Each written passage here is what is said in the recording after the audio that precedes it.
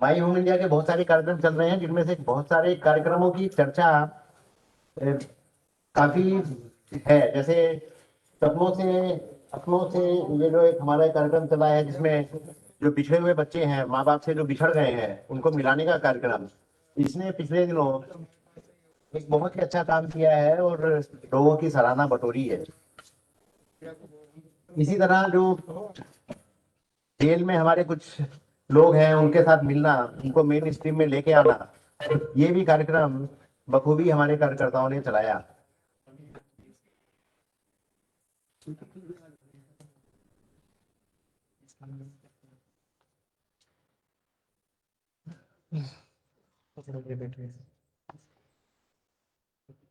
कुछ में थोड़ा है, इंतजार कर रहे हैं अपने जो विशिष्ट अतिथिगण हैं, गणमान्य व्यक्ति हैं, उनके आने का।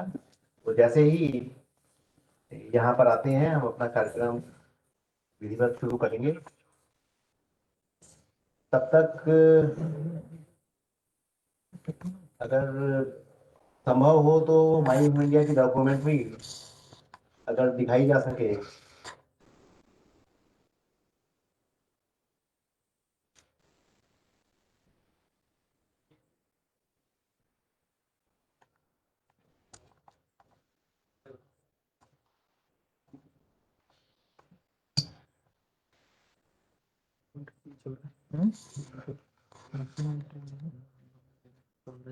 साउंड देख रखे हैं ना, इसमें नहीं चल रहा है।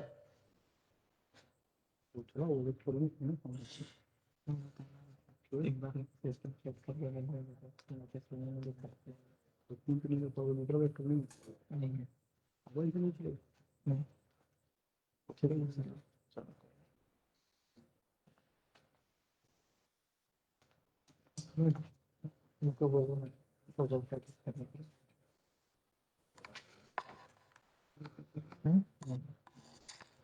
काम जमा में फीचर हाँ तो वैसे हम लोग को लेगी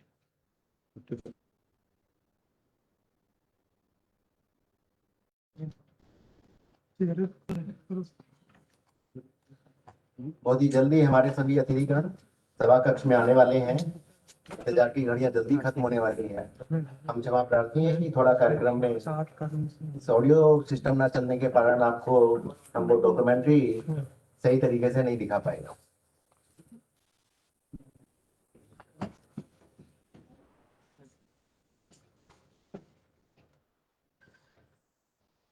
बस थोड़ी लूज हो रही है। मैं आप लोगों को माई होम इंडिया के बारे में बता रहा था, तो उस कार्यक्रम में हमें तब ये एक निर्णय लिया गया कि हर साल हम लोग जो एक क्योंकि हम सभी लोग गीता के कर्मयोग में विश्वास करने वाले लोग हैं, तो एक निर्णय लिया गया कि प्रति वर्ष माई होम इंडिया दिल्ली के जो चैप्टर है, वो किसी एक ऐसे विशिष्ट व्यक्ति को, जिसने सामाजिक क्षेत्र में एक अच्छा काम किया हो, बड़ा काम किया हो, उसको सम्मानित किया करेगा। तो उसी क्रम में हम लोगों ने सन 2012 में एक पहला ये कर्मयोगी अवार्ड जो है, संघ के सरसंघचालक जी परम पूजनीय मोहन भागवत जी के हाथों से इंडिया इंटरनेशनल सेंटर को दिलाया था।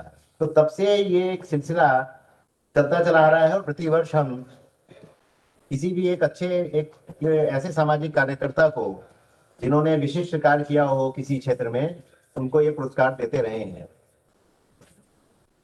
अपने अतिथिगण मंच में सभागार में प्रवेश कर रहे हैं, उनका स्वागत है। सभी लोग ताली बजाकर स्वागत करें।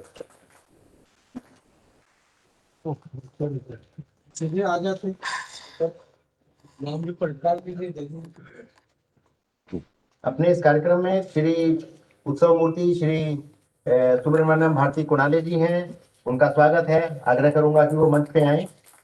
श्री सुनील देवधर जी, जो माई होम इंडिया के भूतपूर्व ट्रस्टी हैं, संस्थापक हैं, मैं उनसे आग्रह करूंगा मंच पर आए। श्री सचिदानंद जोशी जी, जो हमारे इस कार्यक्रम के मुख्य अतिथि हैं, उनसे आग्रह करूंगा कि मंच पर आ जाएं। श्री लामरे, एक मंत्री हैं मेघालय सरकार में, आपसे आग्रह है कि आप आसन ग्रहण करें।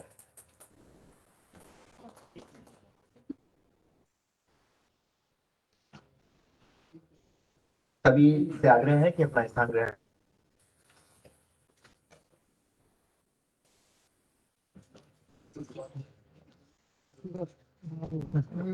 आप सभी लोगों का, मंच पे आसीन सभी गणमान्य व्यक्तियों का मैं हृदय से आभारी हूँ, स्वागत करता हूँ। मित्रों, अब हम इस कार्यक्रम की विधिवत शुरुआत कर रहे हैं। हम सब माँ भारती के पुजारी हैं। हमारे ऋषि मुनियों ने हमें तमसो माँ ज्योतिर्गमय अर्थात अंधकार से प्रकाश में जाने का आदेश दिया हुआ है। उसी अनवरत परंपरा का पालन करते हुए मैं विशिष्ट अतिथियों से अपना आग्रह करूंगा कि वो दीप प्रज्वलन करके कार्यक्रम की शुरुआत करें।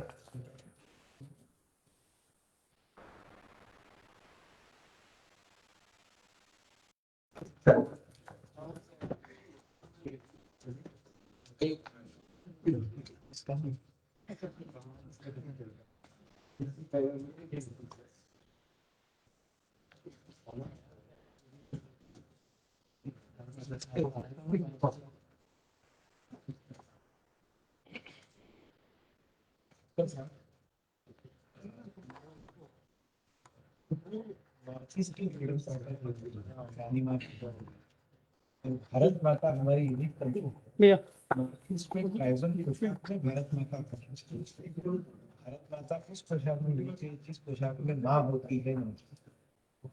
तो 250 ट्राइब्स नॉर्थ के सभी पोशाकों में भारत माता हम लोग, दिस इज प्रोबेबली जयपुरमा भारत माता।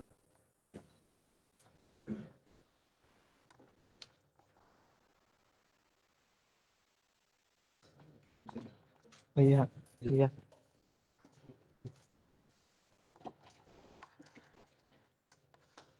तालियों की तालियां बजती रहनी चाहिए। और थोड़ा अंधकार को दूर कर हम प्रकाश की ओर चल पड़े हैं और इस कार्यक्रम को इसी भावना के साथ आगे बढ़ाते हैं।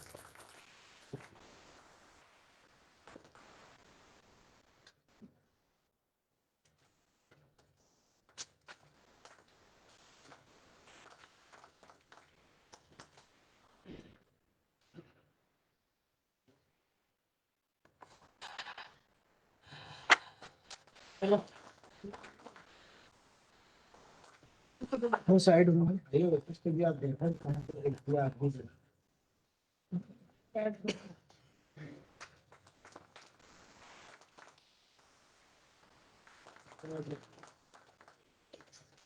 क्या बोले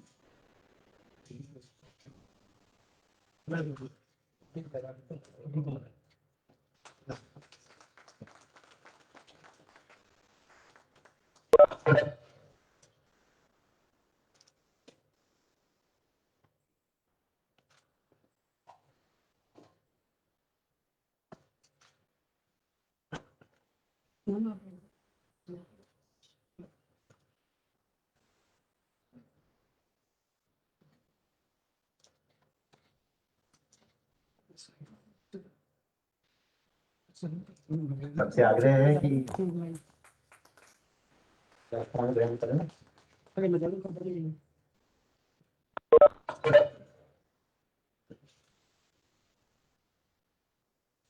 ऐसा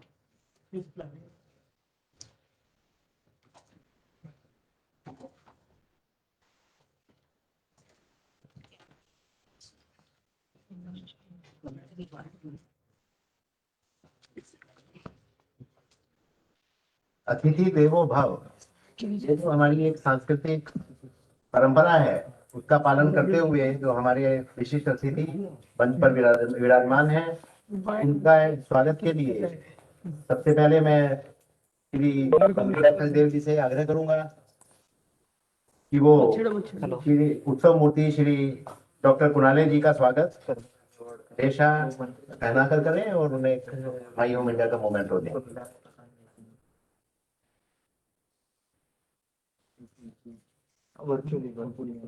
आगे में जाओ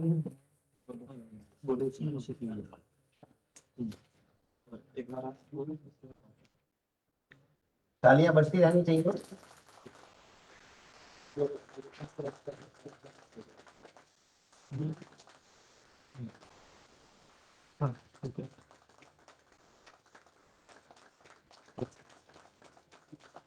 उनको एक मोमेंटो देकर उनका सम्मान करेंगे। अरे भाई भाई भाई क्या कर रहे हो यार?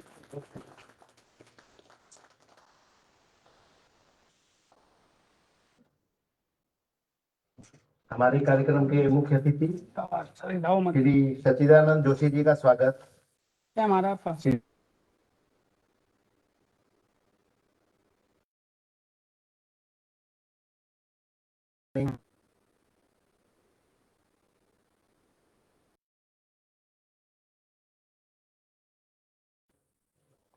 बलदेव सहदेव जी।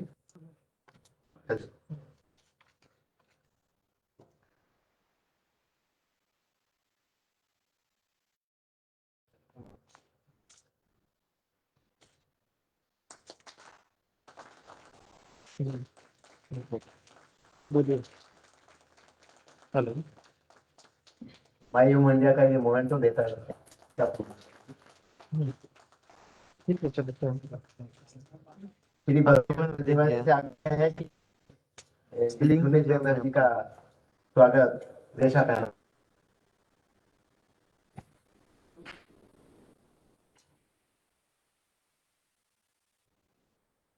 ओके, ठीक है, कोई नहीं, चलो। भाई भाई भाई मेघालय में से हमारे मंत्री जी श्री नामदेव जी आए हैं।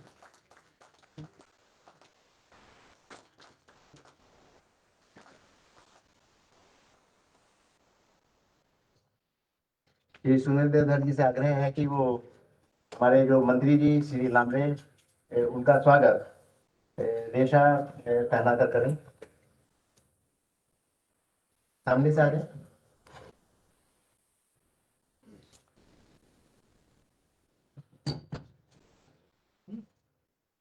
28 वर्ष उम्र के, you can say youngest cabinet minister of our country,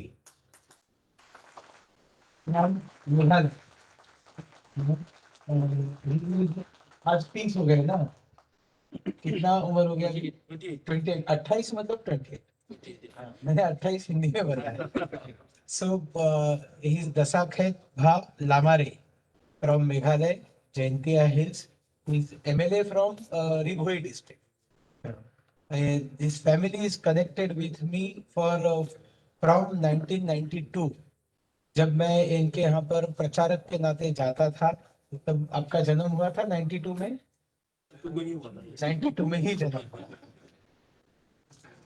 We are proud to have you here.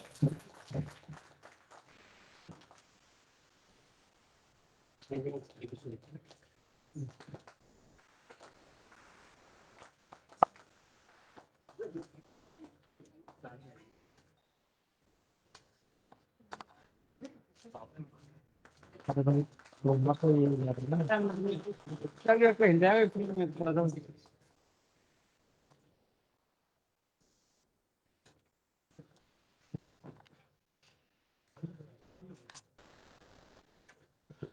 अब मैं इस कार्यक्रम को आगे बढ़ाते हुए श्री सुनील देवधर जी को संबोधन के लिए आमंत्रित करने से पहले उनके व्यक्तित्व कुछ कहना चाहूंगा, जो मेरे लिए बड़ा ही दुरूह कार्य है।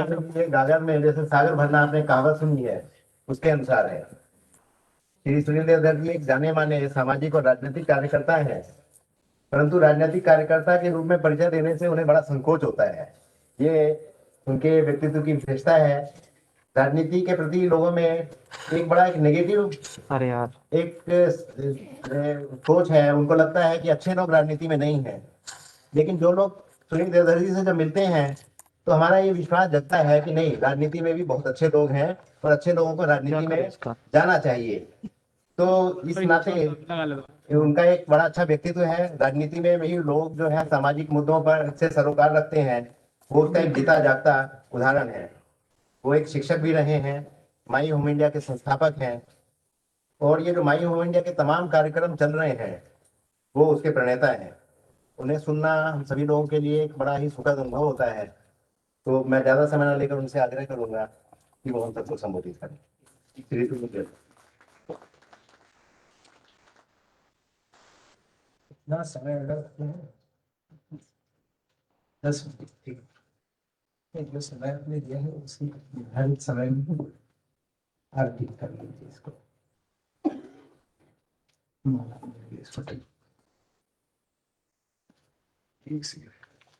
मंच पर विराजमान आज के इस कर्मयोगी अवार्ड कार्यक्रम के उत्सव मूर्ति और जिन्हें ये अवार्ड आज दिया जाने वाला है, ऐसे डॉक्टर सुब्रमण्यम भारती कोणाले जी, जिनके हाथों ये अवार्ड हम देने वाले हैं, ऐसे डॉक्टर सच्चिदानंद जोशी जी,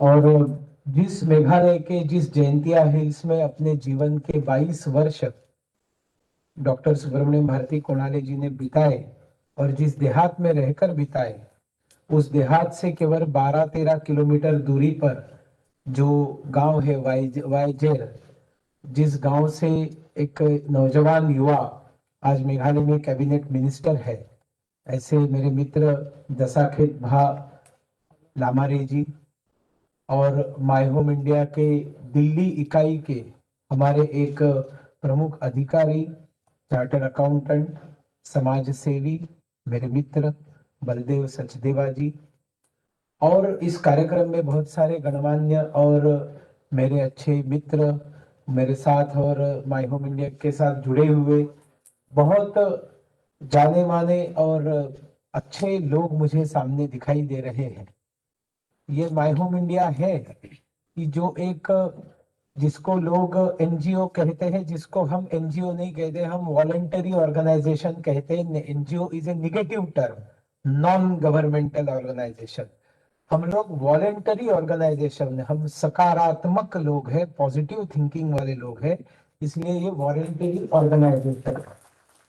और आज कम से कम 10,000 वॉलंटियर्स जिस संगठन के पूरे देश भर में है, ऐसे इस माय होम इंडिया ने कार्यक्रम दिल्ली के अंदर जो किए, मुझे तो याद है जो तालकटोरा स्टेडियम जिसकी 3,500 केवल कैपेसिटी है, उसमें किस तरह से नॉर्थ ईस्ट के 8,000 युवा एकत्रित आकर, अंदर भी युवा, बाहर भी युवा, उसके बाहर भी युवा, सड़क पर भी नॉर्थ ईस्ट के युवा। और 3 साल पहले जो हमारा नेस्ट फेस्ट का कार्यक्रम हुआ था, और आप सब दिल्ली वासी तो इसके साक्षी है, चाहे तालकटोरा का कार्यक्रम हो, चाहे हमारे कॉन्स्टिट्यूशन क्लब के अलग अलग बड़े बड़े सभागृहों में किया हुआ कार्यक्रम हो, तो सब जगह पर ओवरफ्लो कार्यक्रम, ये किसी राजनीतिक दल के कार्यक्रम नहीं, एक सामाजिक संगठन के कार्यक्रम। और ऐसी परिस्थिति में कोविड के समय में नियमों का पालन करके इतनी कम संख्या में सामाजिक दूरित्व का लाभ रख, पूरा ध्यान रखकर कार्यक्रम आयोजित करना, और हमेशा जब बताया जाता है आओ आओ, माय होम इंडिया को कई लोगों को बताना पड़ा मत आओ मत आओ, वर्चुअली देखो वर्चुअली देखो।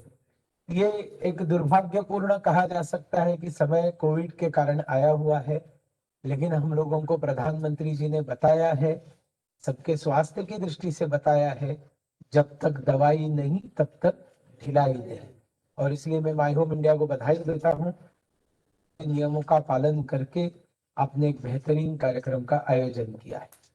आज मुझे ये बताने में बिल्कुल हिचकिचाहट नहीं है कि जब मैं राष्ट्रीय स्वयंसेवक संघ का प्रचारक बन के नॉर्थ ईस्ट में गया, तब वहां पर संघ का कार्य जन के अंदर नहीं था, बाहर से जाकर बसे हुए लोगों में संघ का काम था।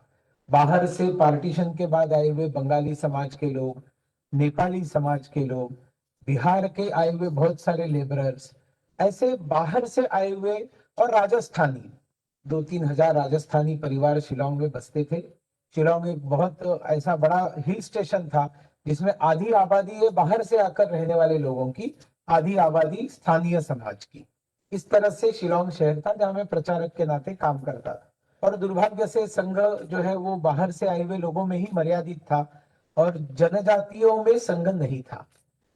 तो मेरे सामने एक डायलेमा था, कैसे जाना अंदर। ऐसे समय में गुवाहाटी कार्यालय में मुझे ये सज्जन मिले जो उस समय भी सफेद लुंगी में थे, आज भी सफेद लुंगी में है, सामान्य दिखने वाले एक सामान्य व्यक्ति ऐसे मुझे मिले और उन्होंने कहा, सुनील जी आप कभी जयंतिया हिल्स आइए, आपको वहां काम करना बहुत आसान है। तो बात कोई बताता है लेकिन वो पल्ले पड़ने में समय लग जाता है, तो लगभग साल 1.5 साल लग गया मुझे। मैं कोणाले जी के पास नौंगबा नाम के गांव में जाकर पहुंचा और तब मुझे समझ में आया ये कोणाले क्या व्यक्ति है। कोणाले जी वैसे कन्यालना नाम का एक गांव है जो दक्षिण कन्नड़ा जो जिला है, साउथ कन्नड़ा डिस्ट्रिक्ट है, उडुपी के आसपास कहीं ये गांव पड़ता है। और वहां से पूरी तरह से सामाजिक व्यक्ति, कायम समाज के लिए कुछ करना है, संघ के स्वयं सेवक। और ऐसे समय में उन्होंने शायद ब्राह्मण परिवार में जन्म लिया है, कभी हम पूछते नहीं कास्ट, लेकिन ब्राह्मण परिवार में जन्म लेने के बावजूद ये सभी जाति के लोगों के साथ समरसता का व्यवहार होना चाहिए, इसलिए उन्होंने एक जमाने में पदयात्रा की। पदयात्रा क्या, तो जाति पाति तोड़ो और समरसता का भाव रखो। कौन से जमाने में, जब होवे शेषाद्री जी प्रांत प्रचारक हुआ करते थे, समय कौन सा है वो शायद कोणाले जी बता पाएंगे, उस समय का कालांश कौन सा है। और इन्होंने जो पदयात्रा चालू की, उस पदयात्रा में शेषाद्री जी स्वयं प्रांत प्रचारक आए, बोले मैं तुम्हारी पदयात्रा में सम्मिलित हो जाऊंगा। उसके बाद में इनके दिमाग में आया कि पूर्णकालीन निकलना चाहिए विश्व हिंदू परिषद का, और विश्व हिंदू परिषद के पूर्णकालीन निकल गए। तो पूर्णकालीन के नाते कोणाली जी को भेजा गया बिहार में चंपारण जिले में, और उनको बताया कि आप स्कूल्स का काम वहां देखो। तो वहां 3 साल तक बेहतरीन काम उन्होंने स्कूल शिक्षक के नाते कुछ विद्यादान की दृष्टि से विश्व हिंदू परिषद के तत्वावधान में कोणाली जी ने किया। हमेशा मैं एक व्यक्ति का जिक्र करता हूँ माय होम इंडिया के ईशा नॉर्थ ईस्ट के बारे में, जब भी बताता हूँ, पद्मनाभ आचार्य जी का। पद्मनाभ आचार्य जी, अभी उनका परिचय यह है कि नागालैंड के गवर्नर थे। 2014 में मोदी जी प्रधानमंत्री बनने के बाद उनको नागालैंड के माननीय राज्यपाल बनाया गया। अब वो राज्यपाल पद से निवृत्त होकर मुंबई में रहते हैं। अखिल भारतीय विद्यार्थी परिषद के वो राष्ट्रीय अध्यक्ष थे, और उन्होंने students experience in interstate living का जो कार्यक्रम है वो उन्होंने शुरू किया विद्यार्थी परिषद में। सील की टूर जिसको कहते हैं, नॉर्थ ईस्ट के बच्चे पूरे देश भर में अन्य राज्यों में आएंगे, घर घर में रहेंगे, बाकी राज्यों के लोग नॉर्थ ईस्ट आएंगे, घर घर में रहेंगे। 1 महीने की टूर इंटीग्रेशन की, और उसने बहुत आइस ब्रेकिंग काम किया, इसमें कोई दो राय नहीं। उसके बाद में उन्होंने माय होम इज इंडिया नाम का एक प्रोजेक्ट चालू किया। अरुणाचल के बच्चों को अपने घर में लाकर मुंबई पुणे में रखना और अपने बच्चों के साथ उनकी परवरिश करना। 10-10, 12-12, 14-14 साल 2 बच्चे अपने खुद के, एक बच्चा अरुणाचल का। ऐसे कुछ महाराष्ट्रियन परिवारों में अरुणाचल के 17 बच्चों की परवरिश 14-15 साल तक होती रही। और वो सब बच्चे जो है अब अरुणाचल प्रदेश में वापस जाने के बाद बड़े बड़े पदों पर, या तो अफसर है, शिक्षक है, व्यावसायिक है, या किसान है, लेकिन प्रखर राष्ट्रवादी युवा करके वहां पर वापस चले गए थे। वो माय होम इज इंडिया भी पद्मनाभ आचार्य जी के दिमाग से निकला था। उसी तरह से अवेयरनेस नॉर्थ ईस्ट के प्रति जो माय होम इंडिया करता है, ये अवेयरनेस की दृष्टि से छोटी छोटी पुस्तिकाएं उन्होंने बनाई। इतनी सी एक छोटी सी पुस्तिका, रानी माँ गाइडिंग यू, जहाँ हमने यहाँ पर उनकी पूजा की है। ये रानी माँ गाइडिंग यू क्या है, दुनिया को पता नहीं था। ये तो रानी माँ गाइडिंग यू वो है कि जवाहरलाल नेहरू प्रधानमंत्री बनने के बावजूद ये फ्रीडम फाइटर 7-8 साल नागालैंड के जेल में पड़ी रही, पता ही नहीं था फ्रीडम फाइटर जेल में है। क्योंकि अंग्रेजों ने बताया, ईसाई मिशनरियों ने बताया कि ये तो डकैत है, इसलिए गई है। तो जॉनी जॉनी एसपप्पा वाला प्राइम मिनिस्टर था पहला, तो उन्होंने उसको दुर्लक्ष्य किया। लेकिन बाद में जब पता चला उनको, तब जरूर उन्होंने उसको माँ शब्द जो है ना, पंडित नेहरू जी ने रानी माँ को दिया। रानी माँ, तुम रानी माँ हो, ये पंडित नेहरू ने। हम जो देखिए, जो गलत है वो भी बताना चाहिए, जो अच्छा है वो भी बताना चाहिए। बाद में पंडित जवाहरलाल नेहरू जी ने इनको एक्नॉलेज भी किया, लेकिन ये जानकारी किसी को नहीं है। तो पद्मनाभ आचार्य जी ने छोटी पुस्तिका छापी। जीवन राय कौन है, छोटी पुस्तिका। तीरथ सिंह कौन है, छोटी पुस्तिका। लाचित बर्मन कौन है, छोटी पुस्तिका। इतनी छोटी पुस्तिका 7-8-10 पेजेस की, पॉकेट में आप रख सकते, और हजारों की संख्या में छापकर उन्होंने बांट दिया। ऐसी एक पुस्तिका कहां कहां से पहुंची और चंपारण में कोणाली जी के हाथ में पड़ी। तो कोणाली जी ने उस पुस्तिका को पढ़ा और उनको नॉर्थ ईस्ट के बारे में क्यूरियोसिटी जगी, ये क्या चीज है। और फिर उनको पीएचडी करना था एंथ्रोपोलॉजी में। उन्होंने डिसाइड किया कि मैं नॉर्थ ईस्टर्न हिल्स यूनिवर्सिटी में जाकर पीएचडी करूंगा, क्योंकि उस पुस्तिका ने उनके अंदर एक चेतना जगाई कि मुझे नॉर्थ ईस्ट के लिए कुछ करना है। आप समझ सकते हैं कि एक छोटा सा एक्सपेरिमेंट कितने बड़े परिवर्तन कर सकता है। कोणाली जी शिलोंग पहुंचे, शिलोंग में किसी, अब कोई व्यक्ति पीएचडी बन जाता है, डॉक्टर जोशी जा सकते हैं कि उसके लिए, और उस जमाने में जबकि बहुत ज्यादा मारामारी भी नहीं थी, किसी कॉलेज में प्रोफेसर, असिस्टेंट प्रोफेसर या विजिटिंग प्रोफेसर वगैरह बनना है तो कोई बहुत बड़ा रादर आवश्यकता थी, अलग अलग विद्यापीठों में ढूंढते थे लोग। ऐसे समय कोणाली जी बड़े आराम से वापस कर्नाटका जा सकते थे, और कर्नाटका में जाकर आज अगर वो असिस्टेंट प्रोफेसर या वो तो वाइस चांसलर भी बन जाते हैं इतने सालों में कहीं ना कहीं। तो मतलब आज एक सधन व्यक्ति, क्योंकि आज प्राध्यापकों की भैया अच्छी खासी सैलरी है, अच्छा खासा उनका जीवन है, ऐसा कुछ नहीं है कि उपेक्षा है। तो ये सब एक सुंदर जीवन कर्नाटक में वो बिता सकते थे, लेकिन उसका चयन कोणाली जी ने नहीं किया। उन्होंने, अच्छा उनको शिलोंग में भी काम मिल सकता था, शहर में भी कोई काम मिल सकता था, लेकिन उनको पता चला कि एक देहात है, उस देहात का नाम नौंगबा है, और उस नौंगबा में विद्यार्थी साइंस पढ़ने के लिए डरते हैं। साइंस स्ट्रीम में कोई जाता नहीं है, और साइंस ग्रेजुएट नहीं है उस गांव में कोई भी। तब कोणाली जी को वहां पर एक मौका मिला। वहां स्वर्गवासी अल्विन लामारे जी वहां के प्रसिद्ध विधायक एमएलए थे, अच्छा व्यक्ति था, उनके नाम से एक स्कूल बनी थी, अल्विन लामारे मेमोरियल स्कूल। उस स्कूल में उनको असिस्टेंट टीचर का काम मिला, उन्होंने उसको स्वीकार कर लिया और नौंगबा चले गए। सारी सुख सुविधा, सारे अपॉर्चुनिटीज को ठुकरा कर एक मेघालय के देहात में चले जाना, ये आप लोगों को सुनने में ऐसे लगता है अरे बाप रे, लेकिन वो कितना भयंकर अरे बाप रे है इसकी आप कल्पना नहीं कर सकते। वो वहां पर जाकर रहे, और एक नहीं दो नहीं 20 साल वहां पर रहे, उस गांव में रहे, और उसमें उन्होंने इतने छोटे छोटे एक्सपेरिमेंट्स किए। गांव वालों में जाकर दोस्ती की। ये ब्राह्मण आदमी है, ये सुबह उठने के बाद नहा धोकर पहले पूरा खाना खुद के हाथ से पकाएगा, उसके बाद में पूजा में बैठेगा, 1-1.5 घंटा पूजा करने के बाद खुद के हाथ से पकाए हुए खाने का उसको भोग चढ़ाएगा, और उसके बाद में खाना खाएगा। सुबह बनाया हुआ खाना आज भी शाम को नहीं खाते हैं, बासी हो जाता है, तो शाम को वापस खाना बनाना बिना संध्या किए वगैरह, मतलब रिचुअल्स में एकदम पक्के। लेकिन एक जयंतिया हिल्स जैसा राज्य, जहां पर खैर जयंतिया तो गाय का मांस नहीं खाते हैं जो हिंदू है वो, लेकिन खासी तो वो भी खाते हैं। तो ऐसे जगह पर जब नॉनवेज ही चलता है घर में, ऐसे घरों में जाकर कोणाली जी घर के व्यक्ति पर, मतलब उनको, वो कभी भी नॉनवेज को छुए नहीं, चाय नहीं पिया ये आदमी कभी जिंदगी भर। और मेघालय में तो आज भी दशरथ जी ने वहां पर लाल चाय पिया, क्योंकि दूध चाय पसंद ही नहीं करते, मेघालय में दूध का चलन ही नहीं था। तो कोणाली जी ने लाल चाय, चाय नहीं पीते ना, और वो घर में दूध नहीं है वहां पर लोगों के, तो कोणाली जी बोलते थे कि गर्म पानी में चीनी डालकर दे दीजिए।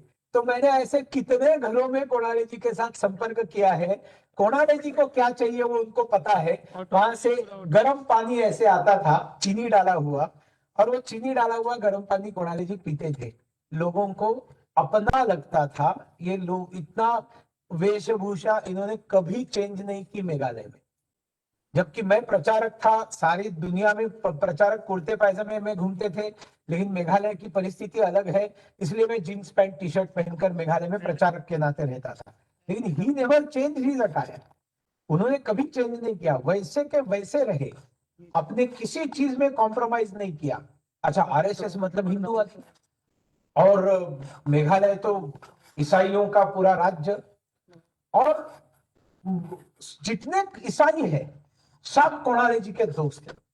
क्योंकि कोणाले जी की एक सिंपल लाइन थी, व्हाट इज हिंदुत्व। उनको एकदम पक्का मालूम है हिंदुत्व क्या है। वो कहते हैं you practise your own religion, you are a Hindu. So we don't have any problem if you practice Christianity. So if you are a Christian, be a staunch Christian. Be proud that you are a Christian. और उस गांव में तो बहुत बड़े पैमाने पर, जिसको वहां नियमत्रय कहते हैं, नियमत्रय मतलब स्वधर्म में है, वो ईसाई नहीं है, प्रकृति की पूजा करते हैं, उनको जाकर बोलते थे बी ए स्टॉन्च नियमत्रय, तुम अपने पूजा पद्धति पर अड़िग रहो। कन्वर्ट होने का सवाल ही कहां पैदा होता है। तुम ईसाई हो तो ईसाई रहो, तुम अगर ईसाई नहीं हो, तुम तुम्हारे स्वधर्म में हो तो उसमें रहो। और फिर अगर कोई कहता है कि तुम नियंत्रण छोड़कर ईसाई बनो, not good. You should be in your own religion, you practice your own religion, don't have any problem in that, but you don't ask any other person to convert. इस तरह से कन्विंस करके, मतलब मैं तो हैरान हूं कि जिस स्कूल में उन्होंने शिक्षक का काम किया, डॉक्टर रामीन पत्नी मोनिका, मोनिका उनकी प्राचार्य थी, मुख्याध्यापिका थी। तो मोनिका जी का तो मतलब बिल्कुल भाई की तरह वो इन पर प्रेम करती थी। और मुझे तो इतना आश्चर्य लगा, मतलब यू कैन नॉट इमेजिन, क्योंकि आपने वो सब दुनिया समझी ही नहीं है, कभी देखी नहीं है। ये उत्पन्ना वगैरह बैठे, इनको थोड़ा बहुत कि जनजातियों में एक क्रिश्चियन महिला इन 1990s मुझे बोलती है आरएसएस का प्रचारक नोंगबा में आया है और मेरे घर में खाना नहीं खाएगा, ऐसा हो ही नहीं सकता। एक Christian lady tells this thing. देखिए पुणे में, दिल्ली में या अन्य किसी जगह पर किसी महिला ने आए, संघ का प्रचारक है तो खाना हमारे यहाँ ही खाएगा, ये तो बहुत नॉर्मल प्रैक्टिस हम सुनते हैं। लेकिन मेघालय में ऐसे क्रिश्चियन घर आपको मिलेंगे जो सम्मान के साथ आरएसएस के प्रचारक को बोलते हैं कि तुमको खाना खिलाना हमारा कर्तव्य है, क्योंकि उनको पता है, पता चल गया RSS is not anti Christian, RSS is not anti Christianity. लेकिन ये कन्विंस कैसे किया? ये कोणाले जी अगर पहले दिन जाकर लंबा चौड़ा भाषण चर्च के ऊपर और झगड़ा कर खड़ा करते थे, थोड़ी ना होता ये। उन्होंने प्रेम दिया, उन्होंने प्रेम का जवाब प्रेम से दिया। और उनका, मेरी उनके साथ बहुत बहस हुई, मैं बहुत, क्योंकि मैं थोड़ा कट्टर टाइप का आदमी हूँ, लेकिन हम तो छुपाए नहीं छुपते, हमको पता है। लेकिन उनका तरीका जो है वो सही तरीका है, वो तरीका मैंने अपनाया और उस तरीके का ही नाम माई होम इंडिया है। तो कोणाले जी के पास में जाता था और वो एक स्कूल के ऊपर में टीचर्स के लिए कुछ क्वार्टर्स बनाए थे। महाभयंकर ठंड, क्या भयंकर ठंड रहती थी, क्योंकि पूरा देहात था ना, सब जगह से जंगल थे, और वो स्कूल भी गांव के बाहर था, उसमें वो रहते थे। और वो सुबह सुबह उठकर, देखिए पानी भी उनको, मैं आपको ऐसा क्यों बता रहा हूं, you must understand why Konale is karmayogi. ये ऐसा कर्मयोगी है कि तो आज तक कोई अवार्ड मिला नहीं है, और ये ऐसा कर्मयोगी है जिसने जिंदगी में अपना प्रोफाइल तैयार नहीं किया कि बेस्ट टीचर अवार्ड के लिए सुनील जी आप तो बीजेपी में इतने हैं, मेरा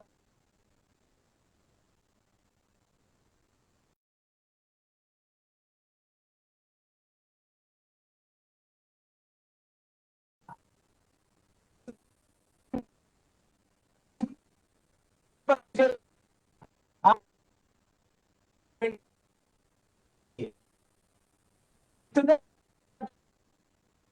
किसको वन इंडिया अवार्ड दे सकते, सब उसको दे सकते। मैं उनको ऑब्जर्व करता था, कभी इनके मन में ऐसा नहीं आया कि बोल सकते कि भैया हम भी तो मजाक मजाक में तो बोल लेते, हम भी तो नहीं, कभी नहीं। तो इनको बताया कि आपको कर्मयोगी अवार्ड देंगे, तो वो बोले हमको तो अवार्ड नहीं चाहिए जी। उनका एक नॉर्मल रिएक्शन, उसका मुझे मालूम था। लेकिन माई होम इंडिया चुन चुन कर ऐसे लोगों को अवार्ड देता है कि जो वास्तविक में, कर्मयोगी अवार्ड देकर हम सुब्रमण्यम भारती कोणाले को सम्मानित नहीं कर रहे हैं, कर्मयोगी अवार्ड देकर हम कर्मयोगी अवार्ड को सम्मान प्रदान कर रहे हैं। We are honoring Karmayogi award by honoring this award to Subramanyam Bharati Konale ji. अब शादी वादी नहीं करना चाहते, परिवार दबा की तो शादी भी कर ली। अब शादी कर ली तो अब सन्यासी के साथ पत्नी जो रहेगी उसको जो पीड़ा है वो उसको, पत्नी को स्वाभाविक है पीड़ा झेलनी पड़ी, लेकिन सारा जीवन भाभी जी ने उनका साथ दिया, अभी भी दे रही है। एक बेटी है उनकी, हम उसको हिंदी में बोलेंगे स्वर्णा माँ, तो वो स का ह होता है कर्नाटक में भी बोलते समय, तो वो हन्नाम्मा उसका नाम है, वो भी डॉक्टर है। ये मेरे ख्याल में फिजियोथेरेपिस्ट डॉक्टर, नेचुरोपैथिस्ट डॉक्टर है। तो ऐसा है कि एक परिवार जो पूरे देश के लिए समर्पित है, विश्व के एकता के लिए समर्पित है। एंथ्रोपोलॉजी का जो भी इस देश के अंदर प्राध्यापक होगा ना, एंथ्रोपोलॉजी इसको क्या बोलते हैं, मानव वंश शास्त्र बोलेंगे, मानव शास्त्र। तो एंथ्रोपोलॉजी का कोई भी व्यक्ति भारत का उठाइए और उसको पूछे डू यू नो डॉक्टर कोणाले, तो वो सुब्रमण्यम भारती कोणाले जी को जानता है। उन्होंने कई बार, रात को मुझे तो इतनी ठंड लगती थी, मैं जाकर बैठता था और दिन भर प्रवास करके मेरे को भयंकर नींद आती थी। ये सब खाना बनाते थे वो इतना टेस्टी लगता था, ये होता था तो होता ही होगा, लेकिन लगता था कि भूख लगी है तो सब कुछ टेस्टी लगता है। इतना भात लेकर बैठते थे, मुझसे 4-5 गुना भात वो अकेले खाते, अभी भी खा सकते हैं, आपको देखकर लगेगा नहीं, लेकिन भात का इनका क्वांटिटी कभी भोजन पर बुलाइएगा तो पहले ही बता के रखता हूँ, आधा 1 किलो चावल का भात तो आराम से हजम कर जाएंगे। तो वो भात और उसके साथ वो सब्जी, सब सब्जियां मिक्स करके दाल के साथ कुछ तो बनाते थे वो, और वो मैं खाता था और मेरे को इतनी नींद आती थी। और कोणाले जी घंटों मुझे बताते थे, मेघालय में ऐसे करना चाहिए, मेघालय में वैसे करना चाहिए। मैं ऐसे ऐसे सुनता था, मैं वो देख रहे कि मैं आंख बंद कर रहा हूं, लेकिन वो अपना बताना नहीं छोड़ते थे, बताते रहते थे। अगर गर्भ में बैठकर अभिमन्यु ज्ञान ले सकता है कि चक्रव्यूह का भेद कैसे करना है, तो इनसे बहुत सारा ज्ञान जो है मैंने ऐसे आंख बंद करके ग्रहण किया हुआ है। इसके बाद में न जाने कितने देहातों में हम इकट्ठा घूमे हैं, गाड़ी किराए पर करना और उनको देना। बाद में इनके गांव में एक इंद्रो परियत जी थे, और ऐसे बहुत सारे जयंतिया जो हिंदू स्वधर्म में थे उनको लेकर गांव गांव जाना, वहां पे जो बचे कुचे स्वधर्म अनुयायी को इकट्ठा। और कभी आपने नूर, मुझे वो याद है जो मार्केट डे योमोसियांग जो होता है ना बाबा सखत जी, वो जोवाई मार्केट डे 8 दिन बाद, तो पूरा जोवाई ऐसा भरा पूरा रहता है, सब गांव के लोग आए हुए रहते हैं। आप किसी बिल्डिंग के ऊपर से ऐसे कैमरा लगाकर देखेंगे तो सारे वो भीड़ भाड़ में एक ही सफेद धोती वाला आदमी आपको ऐसे घूमता दिखाई देगा उसमें, और वो मार्केट में आया हुआ हर आदमी बबू बबू बबू कोणाले करके उनका हाथ पकड़ेगा, बात करेगा, ऐसे बात करेगा जैसे हमारे दादाजी आए हैं, हमारे नाना जी आए, हमारे पिताजी आए। कोई रिलीजन से कुछ लेना देना नहीं। आज तक माय होम इंडिया ने 10,000 लोगों को सहयोग किया होगा, नॉर्थ ईस्ट के लोगों को देश भर में, उसमें से 4-5 हजार का हमारे पास रिकॉर्ड भी होगा। लेकिन कोणाले जी ने अपने अकेले के बलबूते पर गए 20 साल में, 20 साल तो वहां रहते हुए, उसके बाद में और कितने साल हो गए, है ना, तो 40 साल जो उन्होंने पर्सनली सेवा की है नॉर्थ ईस्ट के लोगों की, वो संख्या 10,000 से ज्यादा है आराम से। और कहाँ कहाँ एंथ्रोपोलॉजी का नाम लेकर नागालैंड भी गए, नॉर्थ ईस्ट का कोई राज्य नहीं बचा जिसमें वो नहीं गए, और वहां से जिससे परिचय हो गया उन्होंने नंबर एक्सचेंज किया, एड्रेस एक्सचेंज किया। वो कोई मणिपुर का कोई है, उसको कहीं तंजावर में कोई संकट में है तो ये नंबा में बैठा हुआ साधु बाबा वहां से अरेंज करेगा, कुछ ना कुछ हेल्पलाइन पहुंच जाएगी। और बहुत करते थे। मुझे उन्होंने बताया कि सुनील ऐसा कोई एक रचना होनी चाहिए कि पूरे देश भर में नॉर्थ ईस्ट के लोगों को वननेस का फीलिंग, ह्यूमन फीलिंग मिलना चाहिए, अपने को ऐसा कुछ करना चाहिए। ऐसे वो बोलते थे, मैं हाँ कोणाली, हाँ कोणाली, नींद में ना मैं सब हाँ हाँ बोलता था। मुझे मौका नहीं मिला करने का क्योंकि प्रचारक की लिमिटेशंस रहती। After coming back to my normal life, फिर मुझे ऐसा मौका मिला कि मैं करूंगा, और विनोद बावरी जी से बात की, उन्होंने फंड्स का अरेंजमेंट किया, और मैंने और विनोद बावरी जी ने और 17 लोगों को इन्वॉल्व करके देश के 17 राज्यों के ट्रस्टीज बनाए। हमने सबसे पहला तो प्रस्ताव कोणाली जी के सामने रखा कि आप ट्रस्टी बनिए माय होम इंडिया के, उन्होंने बताया मैं ट्रस्टी विस्टी नहीं बनूंगा, आप काम जितना बताओ मैं काम करूंगा, ट्रस्टी नहीं बनूंगा। ट्रस्टी नहीं बने लेकिन एडवाइजर रहे। ये जितने भी अवार्ड फंक्शन हुए हैं वो अवार्ड फंक्शन में कहीं उधर पीछे कहीं उधर पीछे कुणाल जी बैठे रहते थे। कभी भी पहले लाइन में जाकर मुझे बैठना है वाली फीलिंग नहीं उनके मन में। जहां भी जगह मिली कहीं तो, और वो वहां दूसरी जगह बैठने का कारण भी क्या है मालूम है? वो कोई तो मिला, वो जवाई का है या वो नौंगा का है, उसका बेटा है, वो उधर बैठा है, उधर जाकर बैठेंगे, उसके साथ बातचीत करते। और मैं भाषणों में बोलता था कुणाल जी ऐसे, कुणाल जी वैसे। कुणाल जी कहाँ है? तो कुणाल जी उधर कहीं बैठे हुए। आइए कुणाल जी, फिर मंच पे बुलाकर उनको एक आध गुलदस्ता देना वगैरह हम करते थे। तो आज ऐसा जो निर्णय किया माय होम इंडिया ने कि कर्मयोगी अवार्ड देना है, मेरे ख्याल में ये 7वां कर्मयोगी अवार्ड होगा, है ना? 7वां कर्मयोगी अवार्ड है। तो ये 7वां कर्मयोगी अवार्ड सुब्रमण्यम भारती कोणाली जी को हम सब लोग दे रहे हैं। मैं कोणाली जी के ऊपर और 1 घंटा बड़े आराम से बता सकता हूँ कि जितने घंटे उनके साथ बिताए हैं वो सारे, हर चीज में कुछ ना कुछ सीखने को मिला है, समझने को मिला है। तो इसलिए मुझे माइक पकड़वाकर और बिना लिमिटेशन के आप सुनील जी बोलिए, ये बोलना है बहुत खतरे वाली बात है आपकी जानकारी के लिए, और इसलिए मैं और ज्यादा डिटेलिंग में नहीं जाता। लेकिन डॉक्टर जोशी जी आप समझ गए होंगे किस प्रकार का व्यक्तित्व यहाँ बैठा हुआ है। वैसे तो माय होम इंडिया से मैंने रिजाइन किया है, फुल टाइम राजनीति में हूँ। तो अभी माय होम इंडिया का मैं ट्रस्टी भी नहीं हूँ, तो फाउंडर ट्रस्टी हूँ, फाउंडर मेंबर हूँ, ये तो इतिहास हो गया, वो तो कोई बदल नहीं सकता। लेकिन अब मैं माय होम इंडिया के वास्तविक में कोई ऑफिस बेरर या ट्रस्टी नहीं हूँ। 1 साल हो गया इस चीज को, और मैं प्रोग्राम अटेंड भी नहीं करता, मेरे दिमाग में भी नहीं है। ये सब हमारे एडवोकेट रवि लोखंडे जी है, मनोज मेनन जी है, डॉक्टर हरीश शेट्टी जी है, मारियोड़ा पासवेट है, डेविड है, ऐसे सब लोग मिलकर, विनय पांडे जी, श्रवण झा जी, संतलाल यादव जी, ये सब लोग मिलकर इसको चलाते हैं।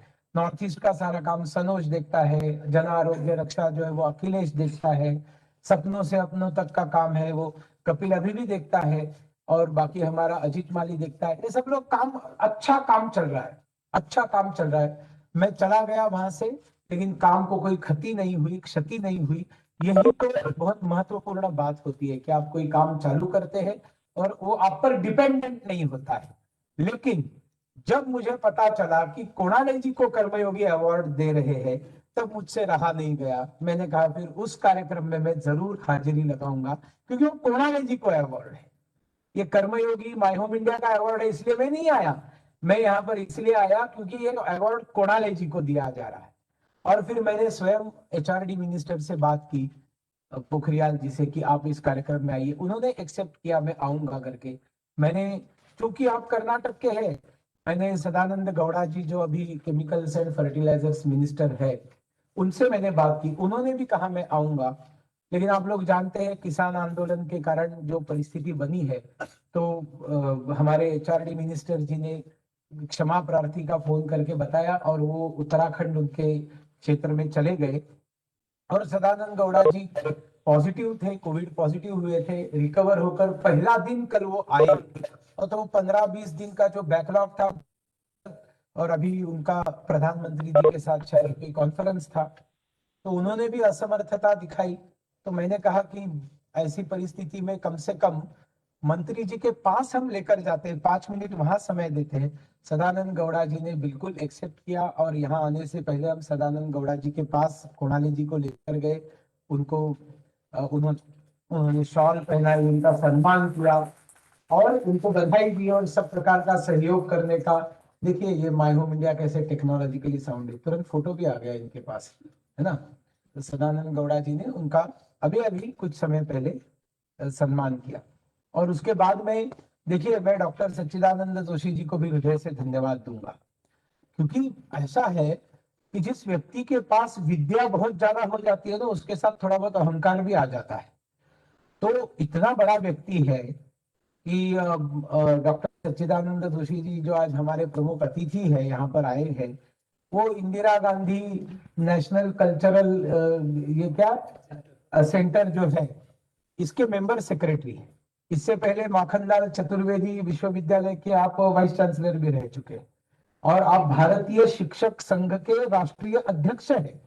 मतलब पूरे देश भर के टीचर्स की जो ऑर्गेनाइजेशन, ऑफ कोर्स स्वयंसेवक टीचर्स की ऑर्गेनाइजेशन, उसके आप राष्ट्रीय अध्यक्ष हैं। अब इतने बड़े बड़े पदों का जिन्होंने भूषण रखा है अपने पास, ऐसे व्यक्ति को अगर हम फोन करके बताए कि ये नहीं आ रहे हैं, वो नहीं आ रहे हैं, अब कोई नहीं आ रहा है, आप आ जाइए, तो किसी व्यक्ति को ईगो पे लग सकता है। अच्छा, आपको ऐसे लगता है? लेकिन जैसे डॉक्टर विनय सहस्त्रबुद्धे जी ने उनसे बात की, डॉक्टर जोशी जी ने कहा मैं बिल्कुल आऊंगा, एक सही व्यक्ति को अवार्ड देने का कार्यक्रम है, मेरे पास समय है, मैं आऊंगा। मैं आपकी विनम्रता को जोशी जी प्रणाम करता हूं, क्योंकि नरस्याभरणम रूपम, रूपस्याभरणम गुणः, गुणस्याभरणम ज्ञानम, ज्ञानस्याभरणम क्षमा। ये जो एक संस्कृत सुभाषित है, पुरुष का आभूषण जो है वो उसका रूप है, रूप का आभूषण जो है गुण है, गुण का आभूषण ज्ञान है, और ज्ञान का आभूषण क्षमाशील वृत्ति मतलब निरहंकारी वृत्ति है। और ऐसे एक बड़े शिक्षाविद इस कार्यक्रम में, एक शिक्षाविद का सम्मान करने के लिए दूसरा शिक्षाविद आया है, इसलिए मैं डॉक्टर जोशी जी को भी बहुत बहुत हृदय से धन्यवाद देता हूं। और दशा खैर, ये 28 साल का कैबिनेट मिनिस्टर हमारे पास आया है, और सौभाग्य से उसी क्षेत्र का है जिस क्षेत्र के लिए 22 साल कोणाली जी ने अपने जीवन के दिए हैं।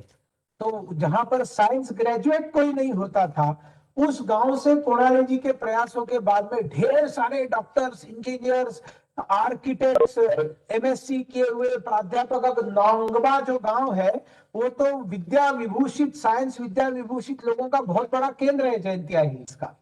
मतलब जिस गांव में कोई साइंस में नहीं जाता था, कोणाली जी ने वो परिवर्तन करके दिखाया। तो उस रीजन से सौभाग्य कार्यक्रम में जरूर आइए। उन्होंने भी तुरंत इस इन्विटेशन को एक्सेप्ट किया और इस कार्यक्रम में आए, इसलिए मंच पर बैठे हुए तीनों महानुभावों को मैं बहुत बहुत धन्यवाद देता हूं। और मेरे सामने बैठे हुए सारे माय होम इंडिया के ऊपर प्रेम करने वाले, और इसमें से आधे से ज्यादा लोग जो है कोणाले जी को जानते हैं, पर कोणाले जी है इसलिए हमने आना है, ये भी भावना उनके मन में है। तो ऐसे सभी सामने बैठे हुए सभी सज्जन विद्वज्जनों को मैं बहुत बहुत धन्यवाद देता हूँ। ईश्वर से प्रार्थना करता हूं कि जल्द से जल्द इस दुष्ट कोविड के ऊपर जो वैक्सीन आ जाए, भारत में सबको वो प्राप्त हो। तब तक हम प्रधानमंत्री जी की बात को ध्यान में रखें, जब तक दवाई नहीं तब तक ढिलाई नहीं। यहाँ बैठे हुए सभी लोगों को मास्क पूरा नाक के ऊपर रखने की मैं निवेदन करता हूँ, और मेरे विषय को, वाणी को विराम देता हूँ। भारत माता की जय, वंदे मातरम, जय Hind.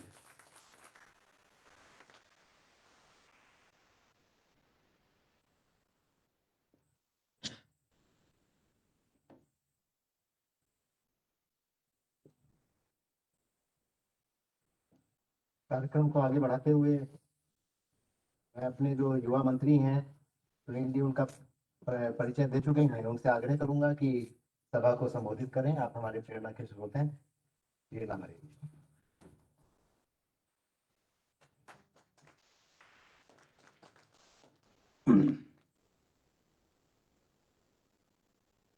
Very good evening to everybody. I'm better in English, so I hope you don't mind me speaking in English. हाँ, मैं हिंदी भी बोल सकता हूँ, ऐसी बात नहीं है, लेकिन I'm better in English, I think. So please forgive me for speaking in English. So first of all, I would like to thank Sunil ji for giving me a very short notice invitation yesterday to be a part of this wonderful program. Dr. Konali, as we have all heard, his great work in the state of Meghalaya, especially in Jayanta Hills, the district where I belong. So I would like to congratulate him. Congratulations, Doctor. Unfortunately, I was not able to be there when he was there in Meghalaya. As we all know, he was there in the year of 1983. And few years after he was there, I was born in 1992. So it would have been weird if I was there when he was, when he landed there. So, but still, I feel really proud. I feel really, really proud to be a part of this program on giving him this award that My Home India is giving him. And I wish Dr. Konali the very best. And I thank you at the same time, sir, for all the services and all the greatness that you've done for our state, especially for Chanchal Hills district, a district that is, I can say, a very illiterate district 10, 15 years ago. So, this makes me feel really proud in one way that, you have your hands, you've worked your mind so much to bring my own lovely district to where it is today, sir. So thank you so much.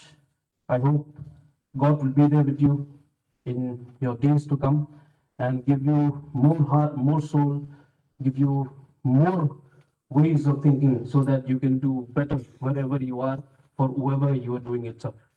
Dr. Joshi, who I just met a few minutes ago, a great man. We just sat there for a cup of tea before coming to this hall, and we got a chance to just discuss few things. And even in a matter of 10, 15 minutes, you can make out, a man's worth. So he's a great man, with lots of vision. So thank you, Doctor, for having you here. Thank you so much for coming, for attending this program with us. And especially I would like to thank My Home India. I've heard about this organization a very long time ago, but I didn't exactly know what it does, and I didn't exactly know what motive or what target they have. So just recently, I think 3 weeks ago, we had a sitting with Honorable Chief Minister, Mr. Conrad Sangma, Sir James were there, and a few more colleagues and cabinet colleagues were there back in my home state in Meghalaya. Topic came up about, and through that discussion that we have that particular day, I found out that this organization is one organization, which I can say whose hands are always open for the Northeast Indian people. I mean, let's face it, people from Northeast India are victims of so many things all over the country.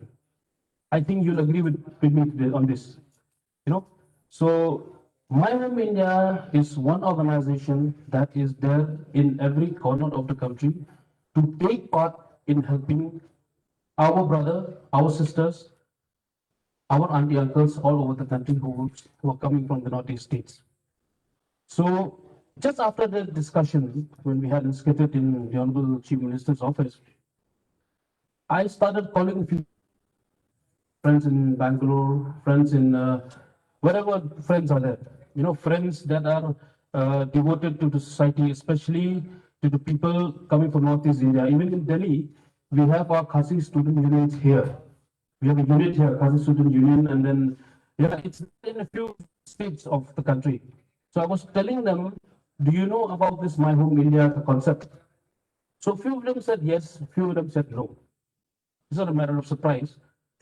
So for those who told me that yes, we have heard about it and we know about it, I asked them, have you ever contacted them? Have you ever taken their help whenever you need help to defend or talk about the people who have come from our part of the country if they need your help? They said no. So my point is, it's a waste if My Home India is trying so hard to protect or maybe to be a part of the defenses people. It's a waste if the people from our state or from our area doesn't take the advantage of this particular organization. So I feel very proud today to be a part of it. And at the same time, I would like to spread the message through media, through our friends here who have come. I would like to spread the message that, this particular organization has been organized for us, especially the people from Northeast India. We have heard what Sunilji has just told us just now. This particular organization is organized especially for the people of Northeast India, to help them, to teach them, to guide them, to open ways for them in any part of the country, for a greater success in future, especially the students or those who are working in different types of companies all over the country. So at this particular moment, I would like to spread the message that please, in future, if you need any help, if you need any defense mechanism for the people of Northeast India, please call My Home India organization and they will always be there with you. This is, I would like all of the, the people, the girls and boys, ladies and gentlemen who are, trying day and night to defend their own people in their own state. So I hope this message goes to them, and even me, myself, wherever I go, wherever I travel, I'll make sure that, I myself also spread this particular word, and My Home India as an organization that will help, will grow more and more, will help us in many ways to come. And as a cabinet, as a minister of a very small state as well, I give my promise here in front of all of you that I will give my all effort in whichever way is needed for My Home India to spread it, to make it, to expand it, make it bigger so that it could give more help to more people that have come from the northeast states of this country. Because we are also Indians. We are also Indians. There are some people, we have faced many types of calling, Chinkies or China or so many things. But that's okay. There are few people who does that, not everybody. Right? Not everybody, because My Home India itself, there are so many non-Eastern people who are participating in this organization. Am I right? No? So there are just few people who does all these bad things, not everybody. So together, let us make, Northeast India great, make it more, make it more close to the rest of the country. That way we can work together and, to the conclusion, to make the whole country great. That is what we want, that is what I want, and I'm pretty sure that is what My Home India wants as well.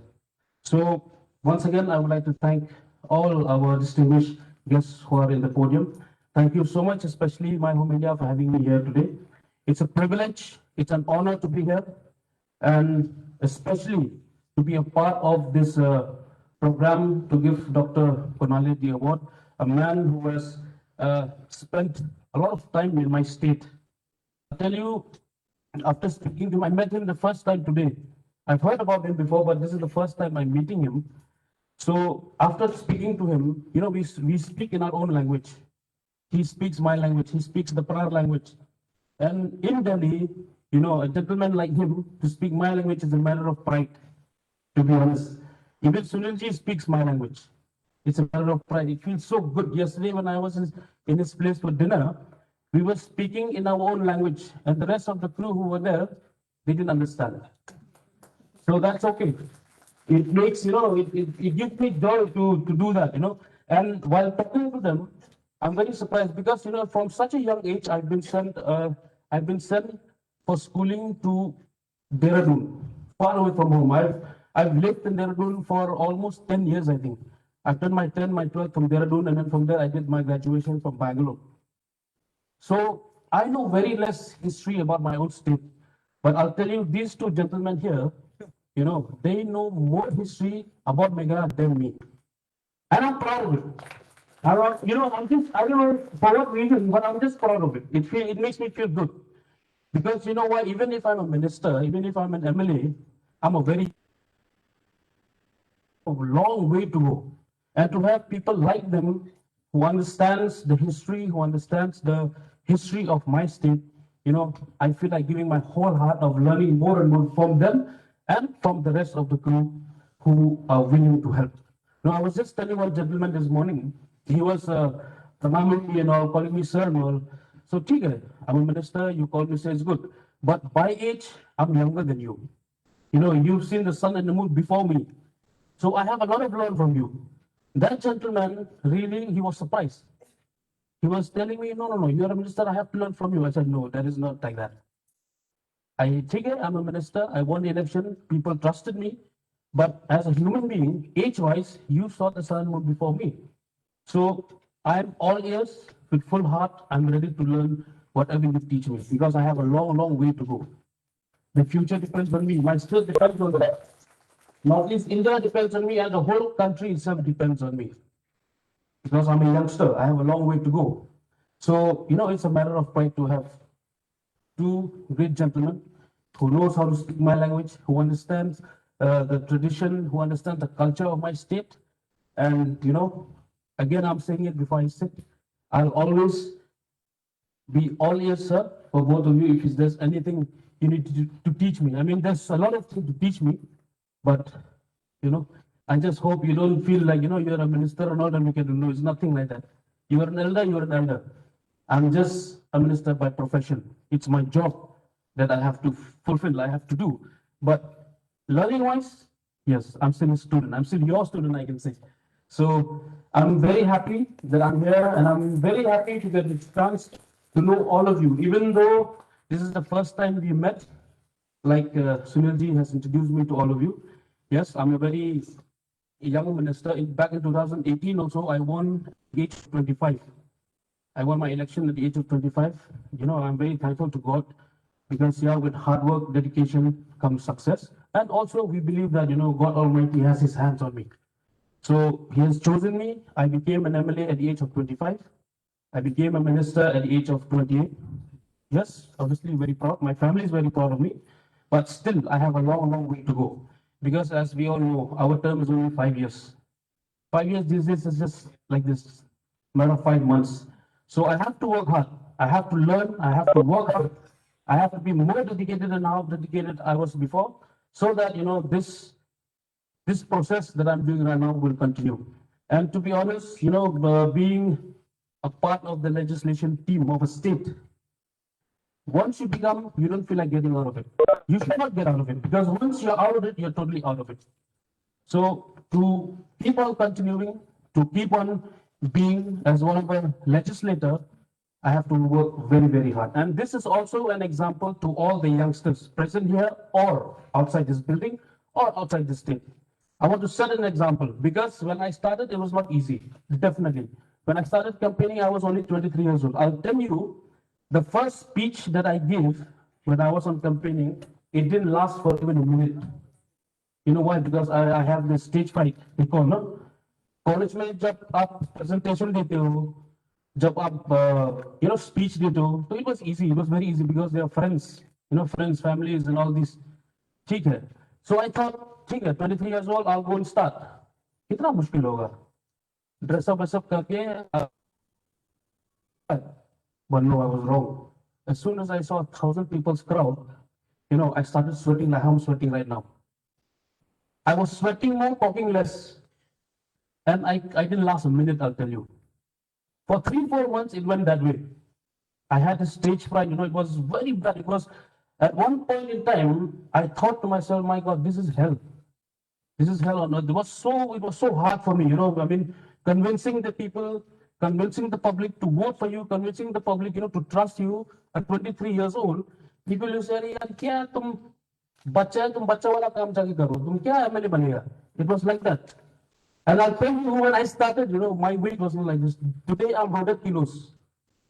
At that time, I was only 70. And you know why? Why am I 100 kilos now? I did this on purpose. Honestly, I'm not lying. This, this used to call Ramba Balang, this frontier people, of a constituency, they used to tell me, we cannot trust you. You're too young. You're too small to become an MLA. You're too small to become a legislator. And how did they judge me? By looking at my face. I had a very bacha face. 23 years old. After college, a very bacha face, slim body, because I was a sportsman as well at that time. So 2-3 months it went like that. They didn't trust me. It was very hard for them, to trust me for, making me their legislator. So what I thought I have to do something. I need to do something so that these people have a little bit faith in me. And if I win this first time, I will make sure that, I will never lose. So what I did, I couldn't find any, logic. I couldn't find any way to do what I did, gain my weight. Started eating a lot of pork, a lot of oil, a lot of ghee, all that consumption, made me 100 kilos. But it helped. These people who didn't have faith in me started to have faith. अच्छा ठीक है, अब तो तू बड़ा लग रहा है. Now you look like another. Okay, now we can trust you. So, after all this, the plan was during the elections, I will gain my weight, I will look a little bit adult, they will trust me. After the elections, win or loss, I will go back to the gym, work out, and bring down my weight. They can no, it never happened. Election abhi 3 saal ho chuka hai. It's already been 3 years. I'm still like this. Too much of work, which also is a dedication, which made me a minister in just 2.5 years. And yeah, and a little bit of laziness also. I'm a very late riser in the morning. My father, the first thing he do in the morning after he get up is, he comes to my room, he opens all my curtains and all my windows and doors. Even now, during the winter. You know why? Because I'm a lazy chap. Honestly, I cannot get up so early in the morning. If I get up by 7 or 7:30, that is too early for me. To be honest, back in the time during elections, I sleep only for 2 hours or 3 hours. It doesn't matter at that time. It was a different thing. But right now, it's very difficult. I don't know why. So let us hope. I will request all of you also to remember in your prayers. Not my laziness will go away, and I might start working out and get back to where I was in 2016.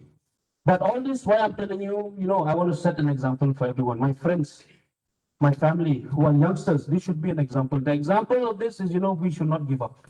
I didn't give up. It was hell, like I said. It was hard, like I've told everybody, but it was not impossible. It was not impossible. So being a part of this program, having an organization like My Home India, having seniors like Sunil ji, like Dr. Joshi, like Kunal ji, is a matter of privilege. Every youngster, every every beginner, it should be an advantage-taking platform. Honestly, this should be an advantage-taking platform so that, whatever you plan in life, maybe Rajniti may, or maybe business may, or maybe in anything, because these type of organization, these type of people, they don't tell you that choose this, choose that, or do this or do that. They only tell you, do whatever you want, but do it right and be successful in it. So it makes me proud to be part of this once again. And I thank you so much, Sunilji. Yesterday, in such a short notice, you invited me, and I feel really proud to be here today. And I hope in coming days as well, if time permits, please always inform me. I will be there. I will be there, and I will give full effort. Whatever effort I have, whatever power I have, whatever blessings that I've got from God, I will spread it with everybody, because that is, how we all should be. So once again, thank you so much to all the ladies and gentlemen that is present here, especially our dignitaries who are present with us in front. Thank you so much once again. Thank you so much for this wonderful memento that I got, this scarf that you have given me. It's really cool outside, so this will be very helpful when I get out. So thank you so much. God bless. Stay safe. Stay safe. Stay blessed. We'll meet again in future. Once again, thank you so much. God bless you all. Thank you very much, Thank जी. हम सब लोग कामना करेंगे कि 25-30 साल बाद ये कर्मयोगी award के दावेदार बने. ऐसे कर्मयोगी आप बनिए.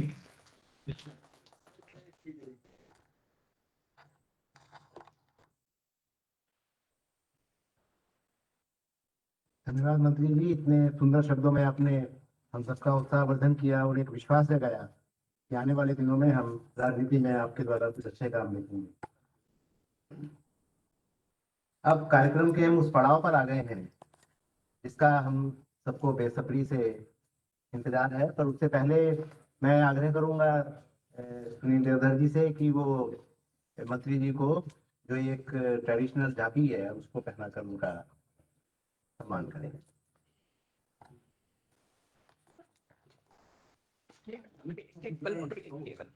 केवल टोपी पहना था भाई केवल आ गया टाइम। हाँ तो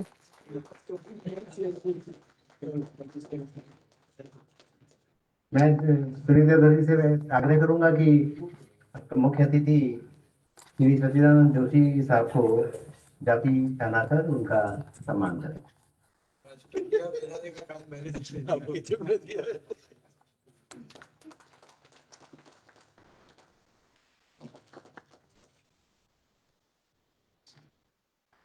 मित्रों, आज के कार्यक्रम के जो अवार्ड विनर हैं श्री डॉक्टर सुब्रमण्यम भारती कोनाले जी, उनको सम्मान करने का ये अवसर आ गया है।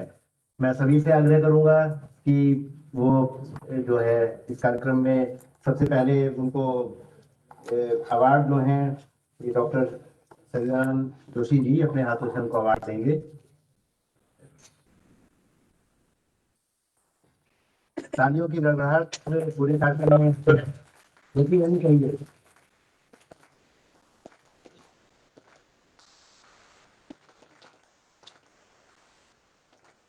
श्री सच्चिदानंद जोशी साहब से एक प्रार्थना है कि वो मानपत्र जो है वो श्री कोनाले साहब को देंगे।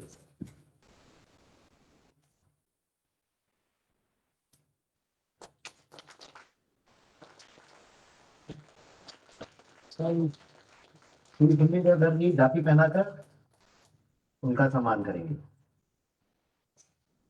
ये आपको भी मैंने टोपी पहना ही दिया।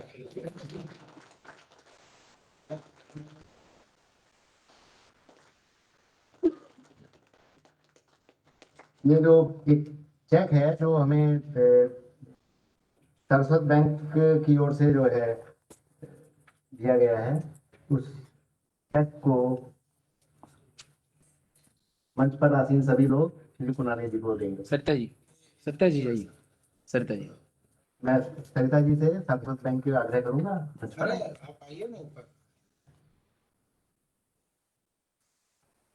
तालियों की गड़गड़ाहट रुकनी नहीं चाहिए। सब लोग ताली के साथ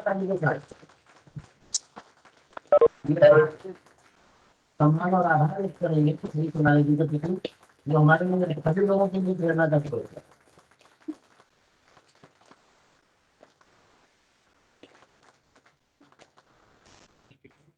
मैं आपको बताना चाहूंगा, सारस्वत बैंक जो दिल्ली में सारस्वत बैंक की 2 ब्रांचेस है, अगर है ना बढ़ गई अभी तक 2 ही है ना, एक लाजपत नगर में है और एक कैनॉट प्लेस में है। आप सब लोग इस बैंक के साथ जुड़ सकते हैं। सारस्वत बैंक के बहुत बड़े जो चेयरमैन रह चुके हैं एकनाथ ठाकुर जी, राज्यसभा सदस्य रहे हैं, वो माय होम इंडिया के 5 साल राष्ट्रीय अध्यक्ष थे। और माय होम इंडिया का वन इंडिया अवार्ड मुंबई में और कर्मयोगी अवार्ड दिल्ली में ये सारस्वत बैंक के द्वारा प्रायोजित है।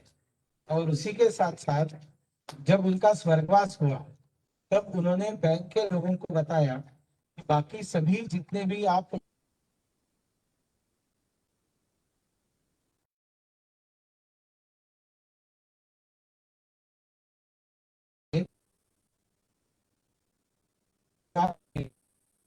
इंडिया भी मत छोड़िए, ये इतना करना है तो बिल्कुल Saraswat bank my home India का सभी का अकाउंट वहां होता है। और हमें सहयोग करने वालों को आप भी साथ दीजिए, ये बताने में मुझे कोई झिझक नहीं है।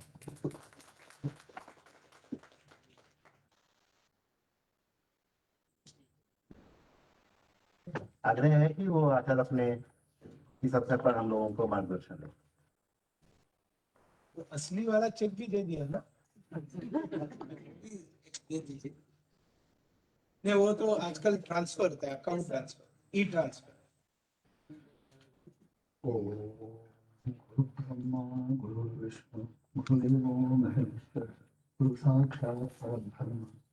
बीच में आ रहा है।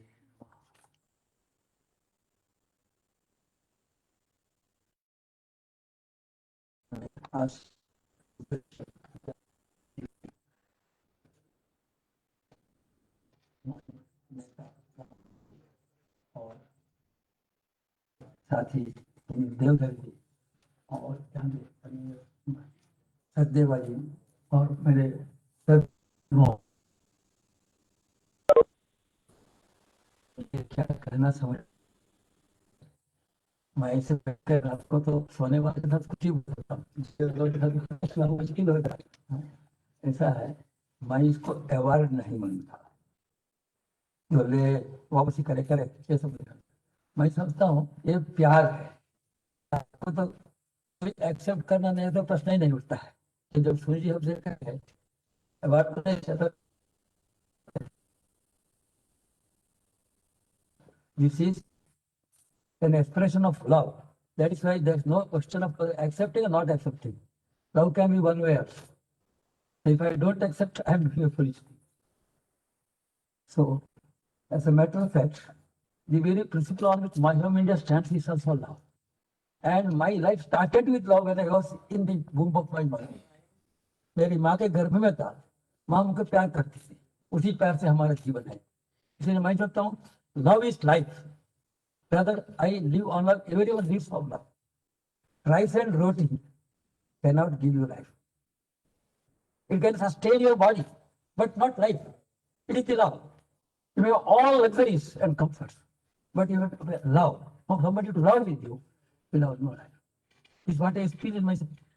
And that I was counseling, where I have seen with so much, all comforts and facilities, luxuries, but they don't want life at all. But whenever there is somebody can hear for half an hour, 1 hour what they say with love, the whole system changes. He gets an enthusiasm to live life. That's my experience. So what I have experienced in my later life also. Northeast also when I came, generally people say he said he saw conquered. But I had different experience. When I went to Northeast or wherever I went, I was loved and I was conquered. This was my experience. And this is my experience with My Home India also. And it is really, I don't know, it looks like a psychopathy when I sat in front of Sunil Devda, but I can't help. I was working in Meghalaya. And when he came, it was a shot in my arms for my work. And really, it is his greatness. He gives his great to me. I talk in bus, I talk on seat, I talk to everybody, everything. But there is somebody who takes it up and makes it a mission and organize such a big mission in the whole country. His strength. And that is also the take a life force of love, different life force of love. It's very recently I joined politics. But the My Home India activity, here there's no ideology, no philosophy, no preachers, but it is a love, love of man. It's a universal love. It goes even beyond man. Love is not limited even to man. That's why I say I live on love.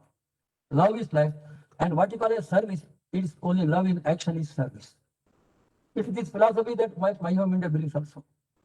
My Home India does not do service because we have to serve somebody. It's a service organization, it's an NGO. No. My Home India is an organization that believes in love. Whether our philosophy of Vasudhaiva Kutumbakam or what Krishna says, Atmavat Sarvabhuteshu Yah Pashati Sa Pashyati. So this is the spirit of love that makes you feel one with all.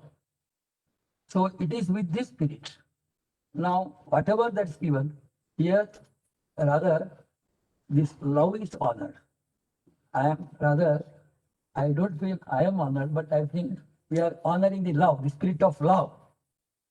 And this is the message I want to give also. Make love your mission of life. Because we all, you and I, when you go, we live on love, not on rice and roti and dal. So only thing is you have to live it and to be expressed in action, and that is service. And I think I would not like to proceed long. And of course, I feel I'm grateful also, at least in such an honest audience with our own people, that I'm getting even a check, and more than check, the check, of course, it has its own value for a man like me who is pocket is empty. But more than that, it is spent, it's finished. But the question is this one thing that lives forever, that is the love with which you have brought me here, you have honored me. So I thank you all.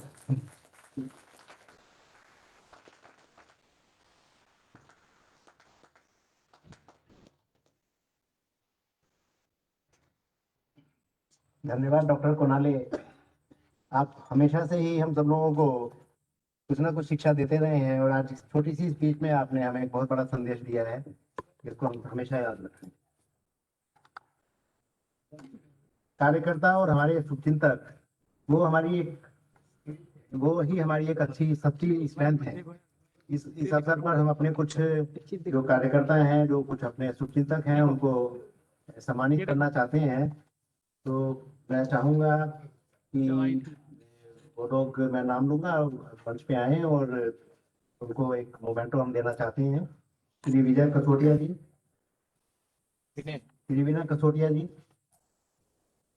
मैं मंत्री से आग्रह करूंगा कि उनको एक memento देकर उनका, श्री विनय कथोटिया जी, श्री अभिजीत,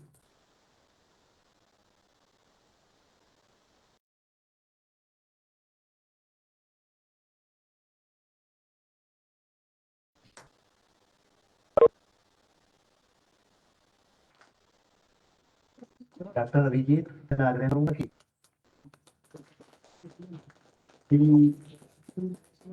डीएसपी जालान साहब, आप माइक होम इंडिया के चिंतक रहे हैं और सभी कार्यक्रमों में आपकी सहभागिता रहती है। मंत्री से आग्रह करता हूं कि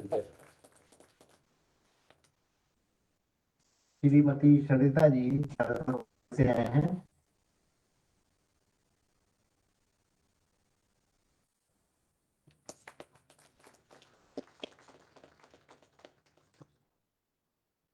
अब मैं डॉक्टर जोशी से अनुरोध करूंगा कि हमारे कार्यकर्ता श्री सुरेश वशिष्ठ का सम्मान करें। सुरेश वशिष्ठ।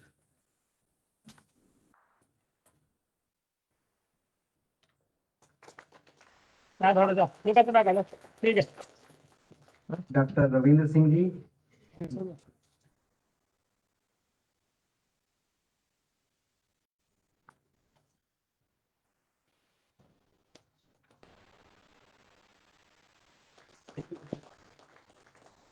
डॉक्टर राव जो है, मैं उनसे प्रार्थना करूंगा कि वो मंच की तरफ आए।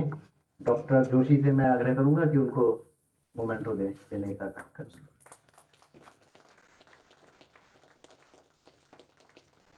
मैं श्री सुनील देवधरी से आग्रह करूंगा कि डॉक्टर भारत भूषण जी को मोमेंटो देने का करें।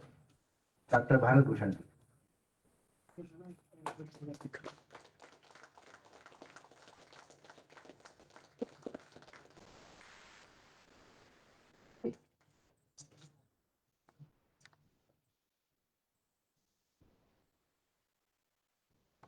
धन्यवाद। श्री बलदेव राज सचदेवा जी, जो नेशनल एग्जीक्यूटिव मेंबर हैं माई होम इंडिया के, मैं उनसे आग्रह करता हूं कि वो वोट ऑफ थैंक्स प्रस्तुत करें। मुख्य वक्ता का संबोधन इस वोट ऑफ थैंक्स के बाद होगा।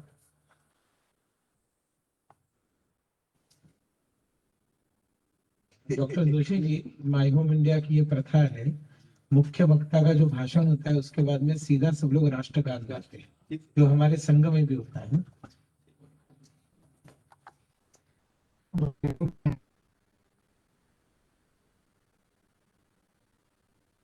Enthusiastic, energetic, and Thanksgiving is a pious opportunity, which on my own personal behalf, on behalf of My Home India, and on your all people's behalf, I would like to propose this vote of thanks. A karma yogi remains just focused on the karmas because he believes that I have to work as per the Gita philosophy, that the ultimate result is given by the God in the form of destiny. So Dr. Subramania Bharati Konate is one of the examples. When we see his simplicity, his education, his life experience, we find, yes, he is the real Karma Yogi. And the award given by MHI is not required by him, like he told. Basically, the MHI is honored by giving him this award. So by accepting this reward, I request everyone to give him a very big applause.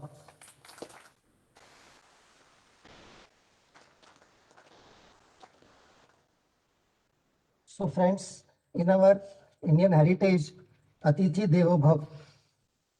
We have chief guest as well as guest of honor, Dr. Sachidanand Joshi as well as Dasa Lamare ji. Both have spared their valuable time in spite of their busy schedule. And after listening to Dasa Lamare ji, we have seen that how much probably he would have been already a karma yogi, because destiny comes after karma. In Gita, it is told that you have to do karma, then destiny will come. So probably the destiny has already favored him. He is already a karma yogi. I request to give him a very big hand.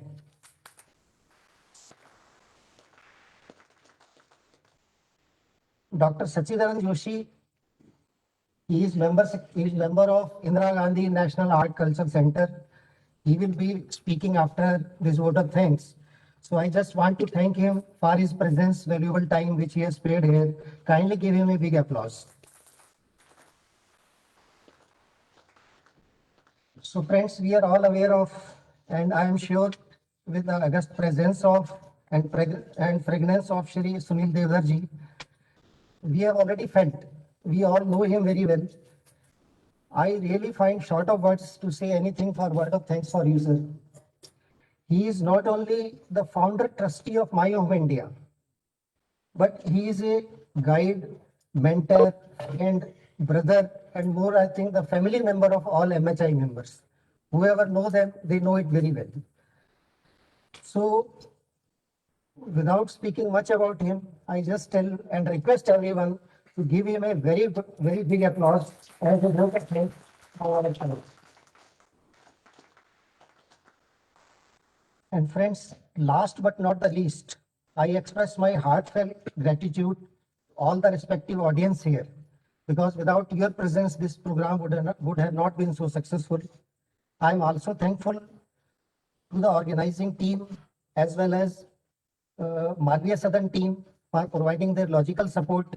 I thank you very much and give everyone to give a big applause for that. Thank you so much.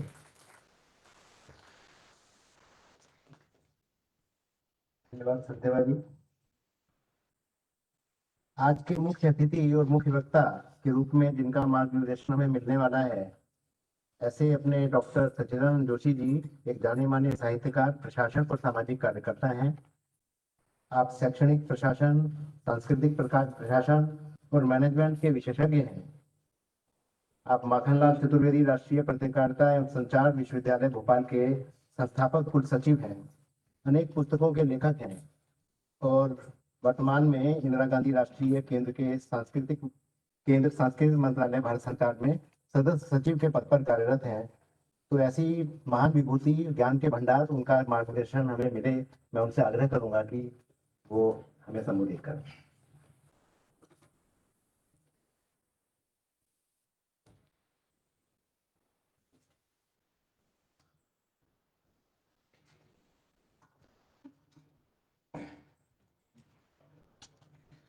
सतो मा सद्गमय तमसो मा ज्योतिर्गमय मृत्योर्मा अमृतम गमय।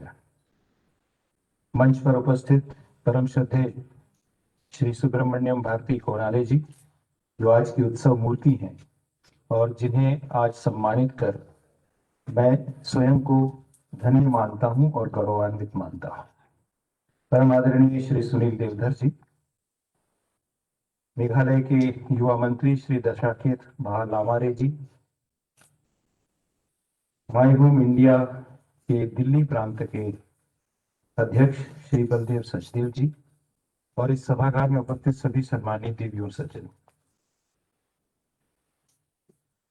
मैं स्वयं आज गौरवान्वित हूं कि आज इस अवसर पर मुझे आने का आपने आमंत्रण दिया।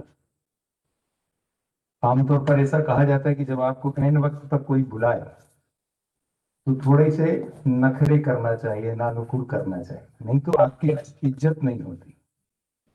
कोई कहे सर आप अध्यक्षता करने आएंगे क्या, मुख्य अतिथि बनेंगे क्या, आप तुरंत हाँ कह दिया तो लोगों को लगता है इनके पास कोई काम धाम नहीं, इसलिए हाँ बोले। कुछ को लगता है कि इनको मंच, माला, माइक का बड़ा शौक आ गया, इसलिए जहां भी बुलाओ वहां पहुंच जाते। तो कल जब आदरणीय विनय सहस्त्रबुद्धे जी का फोन आया तो मन में एक बार थोड़ा सा हुआ कि अपन भी थोड़ा सा भाव खा के देखे कैसा लगता है। लेकिन जब उन्होंने सुनील देवधर जी का नाम लिया और कार्यक्रम का संदर्भ बताया, तो मुझे लगा कि इस कार्यक्रम में तो अगर मुझे मुख्य अतिथि के नाते नहीं बुलाया जाता, एक सामान्य श्रोता के नाते भी बुलाया जाता, तो मुझे जाना चाहिए था। ये इतना महत्वपूर्ण था। और विनय सहस्त्रबुद्धे जी जैसे व्यक्ति आपको कह रहे हैं कि आपको समय होगा, तो और उन्होंने भी बड़ी भूमिका बनाई कि ऐसा है, इन वक्त पर कहना। और थोड़ा दिल्ली वाले लोग थोड़ा माफ करेंगे, मैं मध्य प्रदेश का व्यक्ति हूँ इसलिए बोलता हूँ, दिल्ली के कल्चर में आदमी सहज रूप से उपलब्ध हो जाए तो उसे लोग बड़ा सतही मान लेते हैं कि इसमें कुछ है, इसमें कुछ है, शो बिजनेस ही नहीं है, इसमें स्नॉबरी नहीं है तो शो बिजनेस नहीं, स्नॉबरी होगा तो शो बिजनेस है। थोड़ा नखरे वखरे करके आई विल सी, आप किसी को फोन करिए तो पहला जवाब क्या है, let me check my diary. Diary वायरी कुछ नहीं देखते, वहीं बगल में बैठे रहते हैं। फिर कहते हैं अच्छा आप थोड़ी देर में, आधा घंटे में फोन कीजिए, मैं पीएस से पूछ के बताऊं। पीएस से भी नहीं पूछते, खुद ही रहते हैं, उत्सुक रहते हैं कि आधा घंटे में कब फोन आए, मैं हाँ बोल दूं। फिर सामने वाले ने अगर 1 घंटा लगा दिया तो खुद ही परेशान, अरे क्या हुआ आपने पूछा नहीं, आधा घंटे में पूछूं। दुर्भाग्य से हम लोग मध्य प्रदेश के लोग बड़े सीधे होते हैं, मतलब आड़ पड़ता कुछ नहीं है, मन में है नहीं, सीधे सीधे बात कर। उन्होंने कहा समय है क्या, ठीक है समय 5 बजे बोला था, तो मेरी 4 बजे तक सच में मीटिंग थी, 4:30 तक मीटिंग थी बल्कि। तो जो 4:30 बजे मीटिंग वाले आए उनको मैंने कहा आप जल्दी जल्दी करिए और कार्यक्रम की भूमिका मत बनाइए, निकल जाइए, मुझे 5 बजे एक जगह पहुंचना है, वो महत्वपूर्ण। और आज सचमुच मुझे लगा कि माय होम इंडिया जैसी संस्था के इस कार्यक्रम में आना मेरे लिए, मेरे भाग्य की बात है, क्योंकि ऐसे लोगों के दर्शन होना। हम लोगों ने सम्मान के पीछे भागते हुए बहुत लोग देखे हैं, बहुत लोग अपना काम जितना भी करते हैं उससे बड़ा बायोडाटा लिखते हैं, उससे बड़ी फाइल बनाते हैं। अभी ये जो अक्टूबर के महीने से जनवरी तक के महीने दिल्ली में थोड़े खतरनाक होते हैं। वो पद्मश्री, पद्म भूषण वगैरह के बहुत सारे लोग अपनी अपनी फाइलें लेके घूम रहे होते हैं, हमारी रिकमेंडेशन कर दीजिए, ये कर दीजिए, वो कर दीजिए। ऐसे तपस्वी कहाँ मिलेंगे जहां आप अवार्ड लेके उनके पीछे भाग रहे हैं और बहुत दूर दूर जा रहे हैं कि मेरे को अवार्ड मत दीजिए, मेरे से काम करा दीजिए। ग्रेटिट्यूड ऑफ लव, उन्होंने अवार्ड की कितनी सुंदर परिभाषा, ये प्रेम का प्रतीक, ये कोई सम्मान नहीं है, ये तो आपने मुझे प्रेम दिया इसलिए मैंने, ऑप्शन नहीं, आपने प्रेम दिया, और प्रेम एक तरफा भी हो सकता है, इसलिए कोई ऑप्शन की जरूरत नहीं।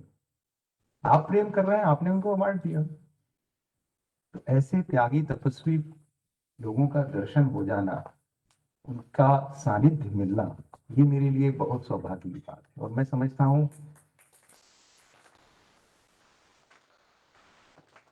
आज हमने, जब आदरणीय सुनील जी उनके बारे में बता रहे थे, तो सचमुच मुझे लग रहा था कि हम सबका समय सुनील जी को मिल जाए, और सुनील जी बताते ही रहे, एक के बाद एक उनकी कहानियां, उनके संस्मरण, कैसे उन्होंने जाकर चयन किया कि कैसे वो मेघालय में जाएंगे,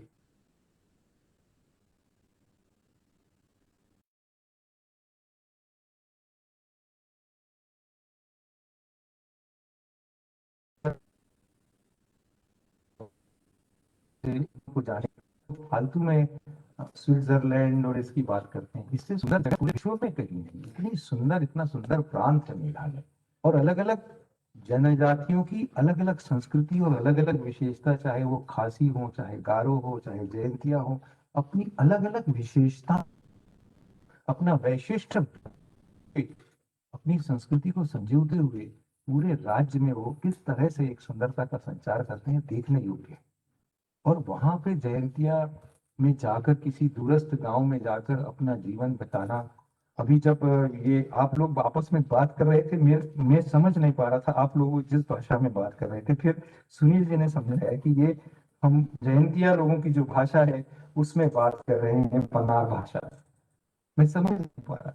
और कर्नाटक प्रांत के कोई व्यक्ति जाकर हर भाषा सीखेंगे, वहां पर लोगों से बात करेंगे, संवाद करेंगे, उनके साथ मेल खाएंगे, ज्ञान सिखाएंगे, आयुर्वेद सिखाएंगे, उन्हें नेचुरोपैथी सिखाएंगे, उन्हें विज्ञान के ऊपर तज्ञ करेंगे, उनके अंदर का पूरा विज्ञान का भय निकालेंगे, उन्हें वैज्ञानिक दृष्टिकोण बताएंगे।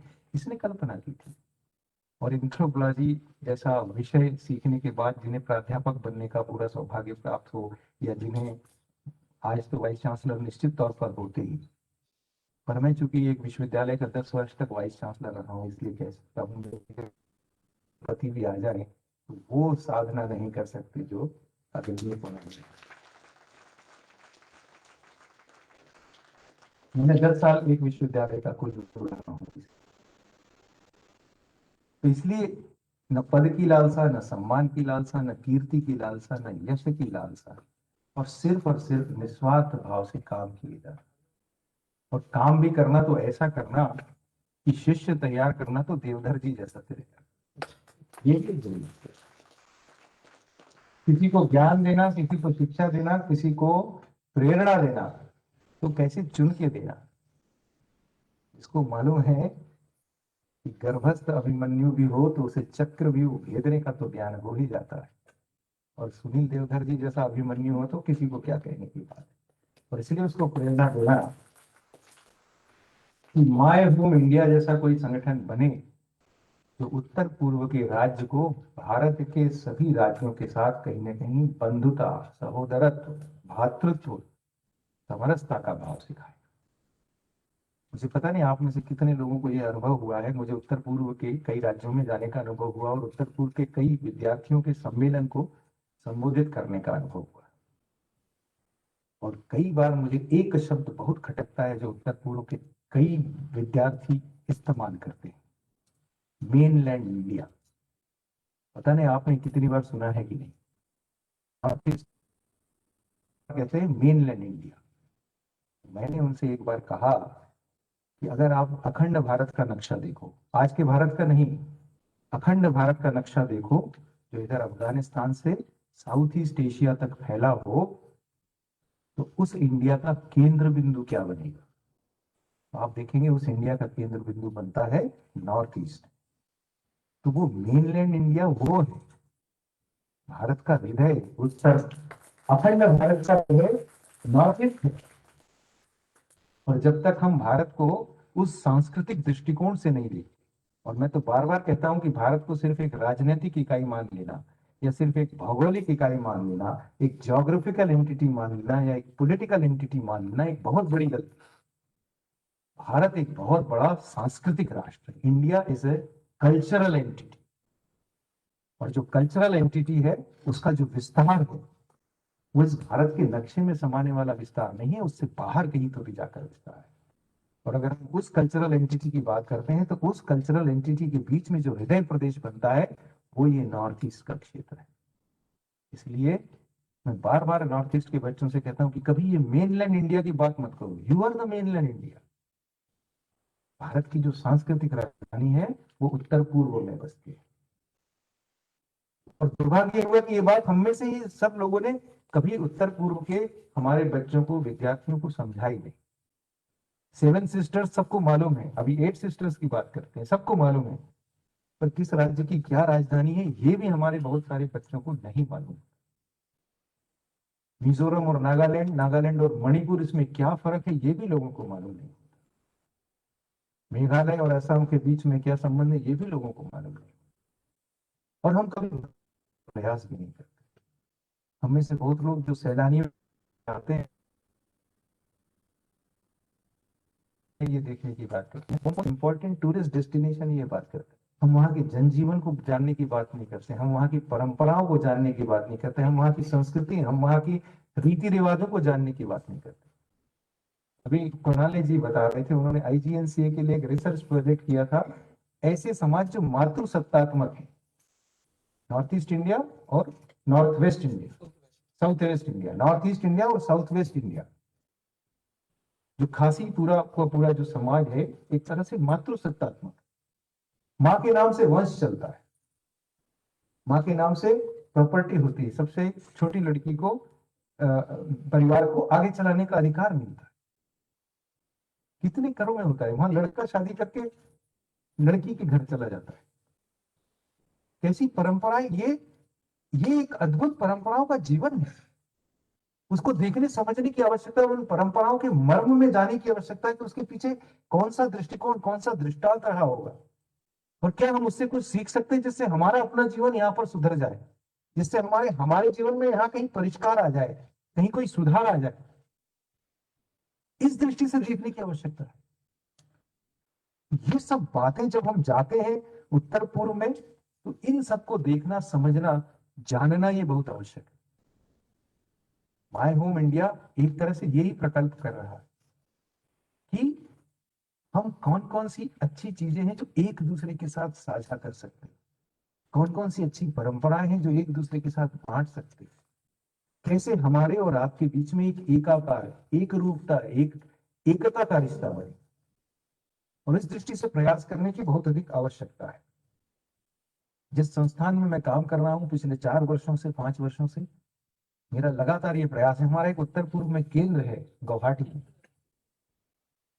मेरे आने के पूर्व वो केंद्र एक तरह से नॉन फंक्शनल था, वहां कौन व्यक्ति है, क्या है, ये भी नहीं मालूम था।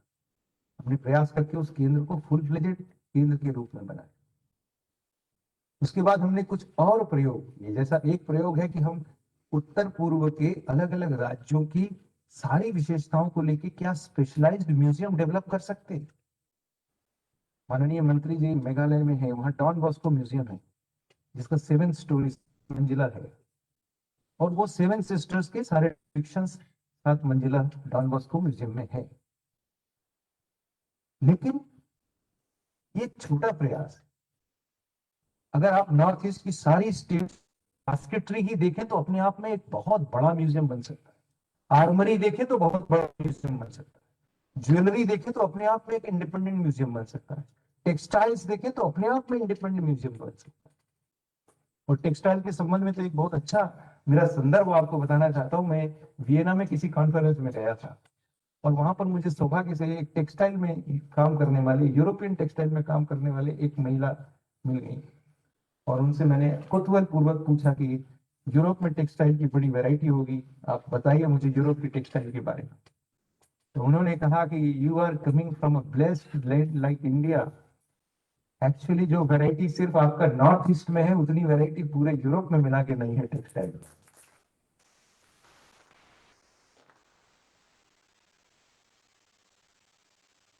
इंस्टीट्यूट ऑफ डिजाइन के साथ एक प्रोजेक्ट किया जिसमें टेक्सटाइल्स ऑफ नॉर्थ ईस्ट पे काम किया और तब मालूम पड़ता है कि कितने ज्यादा टेक्सटाइल के तरीके, वीविंग के तरीके, थ्रेड के तरीके, patterns, and each pattern has a distinctive style and narration. ऐसा नहीं है कि ये पट्टी ऐसी है तो इसका क्या लॉजिक है। Each and everything has its logic and narrative. इतना बारीक काम हमारे यहाँ उत्तर पूर्व में हुआ है। म्यूजिकल इंस्ट्रूमेंट्स, आपको नहीं मालूम कि स्ट्रिंग एंड बो इंस्ट्रूमेंट में सिर्फ असम में ही कम से कम 35 प्रकार के इंस्ट्रूमेंट हैं जो स्ट्रिंग एंड बो इंस्ट्रूमेंट। सुनील जी मेरे को करेक्ट करेंगे अगर मैं गलत हूं, शायद ज्यादा ही निकले। इतना सा भी वायलिन नुमा औजार देखा है मैंने जो इतना ही आता है, पाम में आ जाता है, और उसमें भी वो कलाकार पूरा का पूरा धुन बजा सकते हैं, पूरा गाना बजा सकते हैं। चैलो तो चैलो है ही बड़ा है, लेकिन इतने से में बो एंड स्ट्रिंग इंस्ट्रूमेंट में भी चीज बच सकती है। इतनी विविधता हमारे उत्तर पूर्व भारत में। हमारा एक सपना है कि मैं हर एक चीज का एक स्पेशलाइज्ड, बास्केटरी का एक स्पेशलाइज्ड म्यूजियम, ज्वेलरी का एक स्पेशलाइज्ड म्यूजियम, टेक्सटाइल का एक स्पेशलाइज्ड म्यूजियम, यूटेंसिल्स का एक स्पेशलाइज्ड म्यूजियम, और कोशिश करें कि हर स्टेट में एक स्पेशलाइज्ड म्यूजियम एक चीज का हो।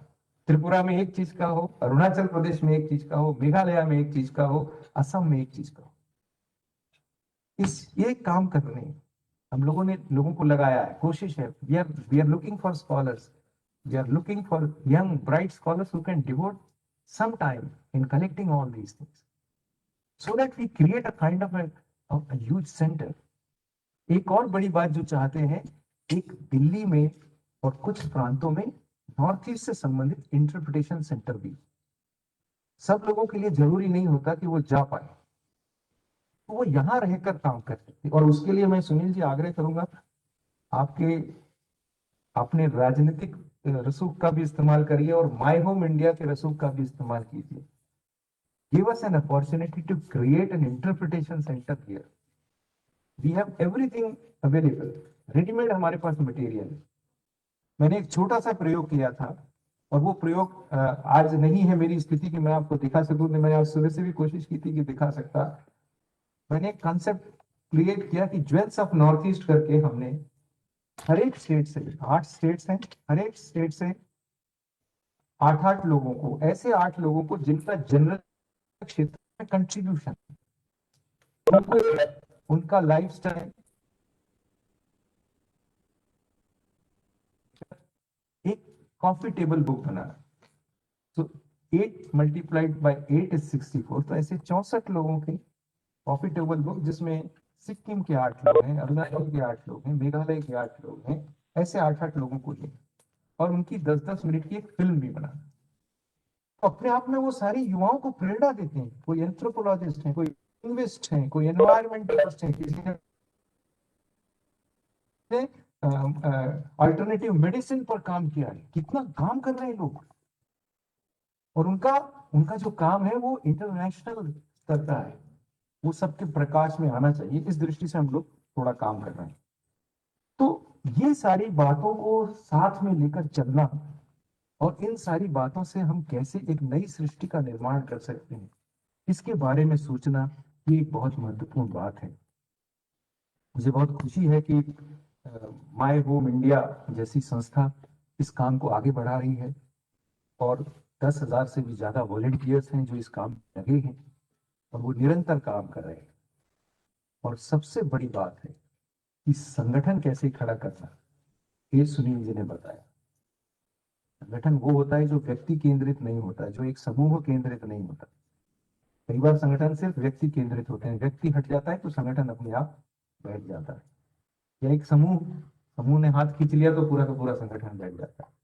आज सुनील जी गर्व से कह सकते हैं कि मैं 1 साल से यहाँ नहीं हूँ, फिर भी संगठन चल रहा है, बल्कि संगठन में वृद्धि हुई है, संगठन में बढ़ोतरी हुई है। और वो कैसे मार्गदर्शी लोगों के हाथ हुई है, तो कुणाली जी जैसे व्यक्तियों के हाथ हुई है। अभी मैंने उनका टेलीफोन नंबर लिया और उनका ईमेल एड्रेस लिया, तो उन्होंने टेलीफोन नंबर और ईमेल एड्रेस दिया पर पता नहीं दिया। मैंने कहा आप कहाँ कर्नाटक में रहते हैं? तो उन्होंने कहा नहीं, इंडिया इज माई होम। ऐसा ही हो गया, मेरा पता मेरा टेलीफोन नंबर है, मैं तो घूमता रहता हूँ, तो इंडिया इज माई होम। तो माई होम इंडिया के कुणाली जी जो कहते हैं कि इंडिया इज माई होम, ऐसा संगठन एक बड़ा सुंदर सा निर्मित कर दिया। और आज मुझे बहुत खुशी है कि श्री दशाखेत लामारे जैसे युवा मंत्री के आज दर्शन भी हुए, भेंट भी हुई। मैं ईश्वर से प्रार्थना करता हूँ कि जितने निर्मल स्वभाव के लोग आज हैं, उनका ये निर्मल स्वभाव वैसा ही बना रहे आज से 20 साल बाद भी, जब हम उनको मेघालय के मुख्यमंत्री के रूप में या भारत सरकार के किसी केंद्रीय मंत्री के रूप में देखें, तो भी उनका स्वभाव ऐसा निर्मल बना रहे। उनने जो बात कही तो मुझे बहुत हंसी आ गई। वो जब 25 साल की उम्र में विधायक बने तो ऐसा ही होना था। मैं 42 साल की उम्र में वाइस चांसलर बन गया। तो 42 साल की उम्र में वाइस चांसलर बन गया तो लोग यही कहते थे कि आप वाइस चांसलर लगते ही नहीं हो, तो इसलिए मैंने बाल सफेद कर लिए।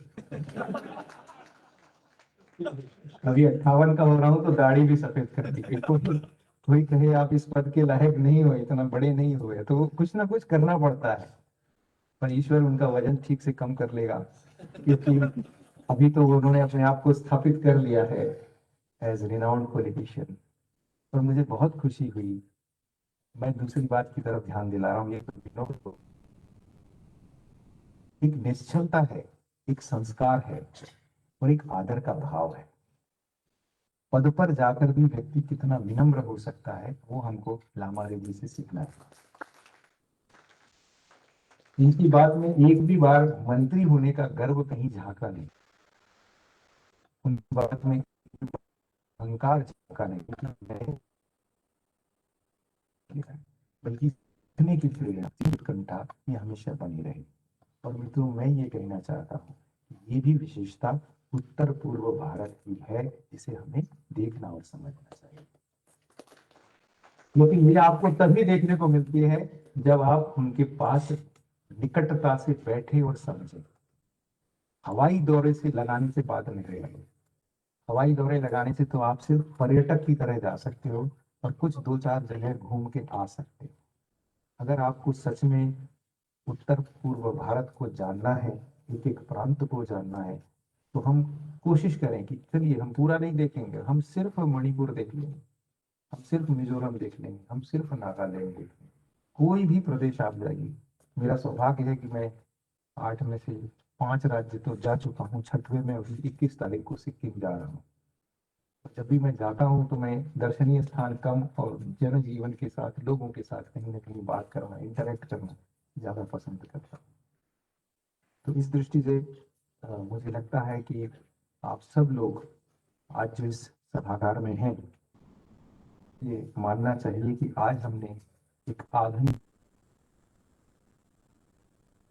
एक ऐसे ऋषि के दर्शन किए हैं जिन्होंने अपना पूरा जीवन तप में बिताया है, ज्ञान की साधना में बिताया है, समाज की सेवा में बिताया है और लोगों को शिक्षित प्रेरित करने के लिए बिताया है। आज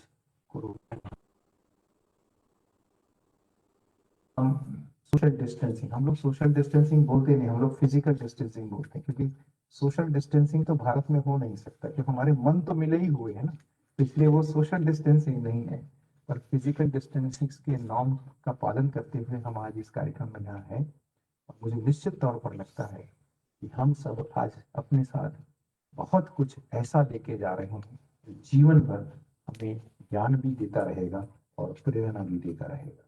इस अवसर पर आपने मुझे यहाँ बुलाया और मेरी बातें धैर्य से सुनी, इसके लिए मैं आपका बहुत बहुत आभारी हूँ।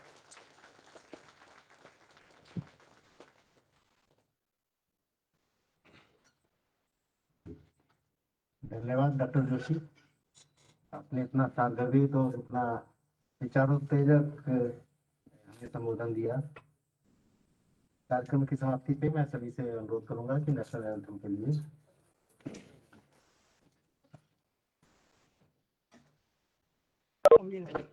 जन गण मन अधिनायक जय हे भारत भाग्य विधाता, पंजाब सिंध गुजरात मराठा द्राविड़ उत्कल बंगा, विंध्य हिमाचल यमुना गंगा, उज्जल जगति तरंगा, तब शुभ नामे जागे, तब शुभ आशीष मांगे, गाहे सब जय गाथा, जन गण मंगलदायक जय हे भारत भाग्य विधाता, जय जय हे जय जय भारत माता की जय।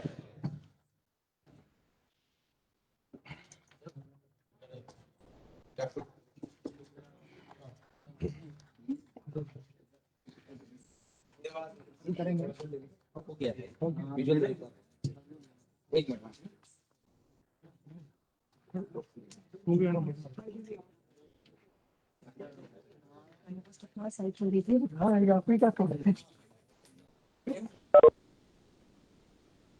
Thank you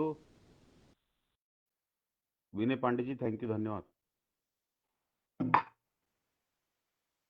Jagdish ji, thank you.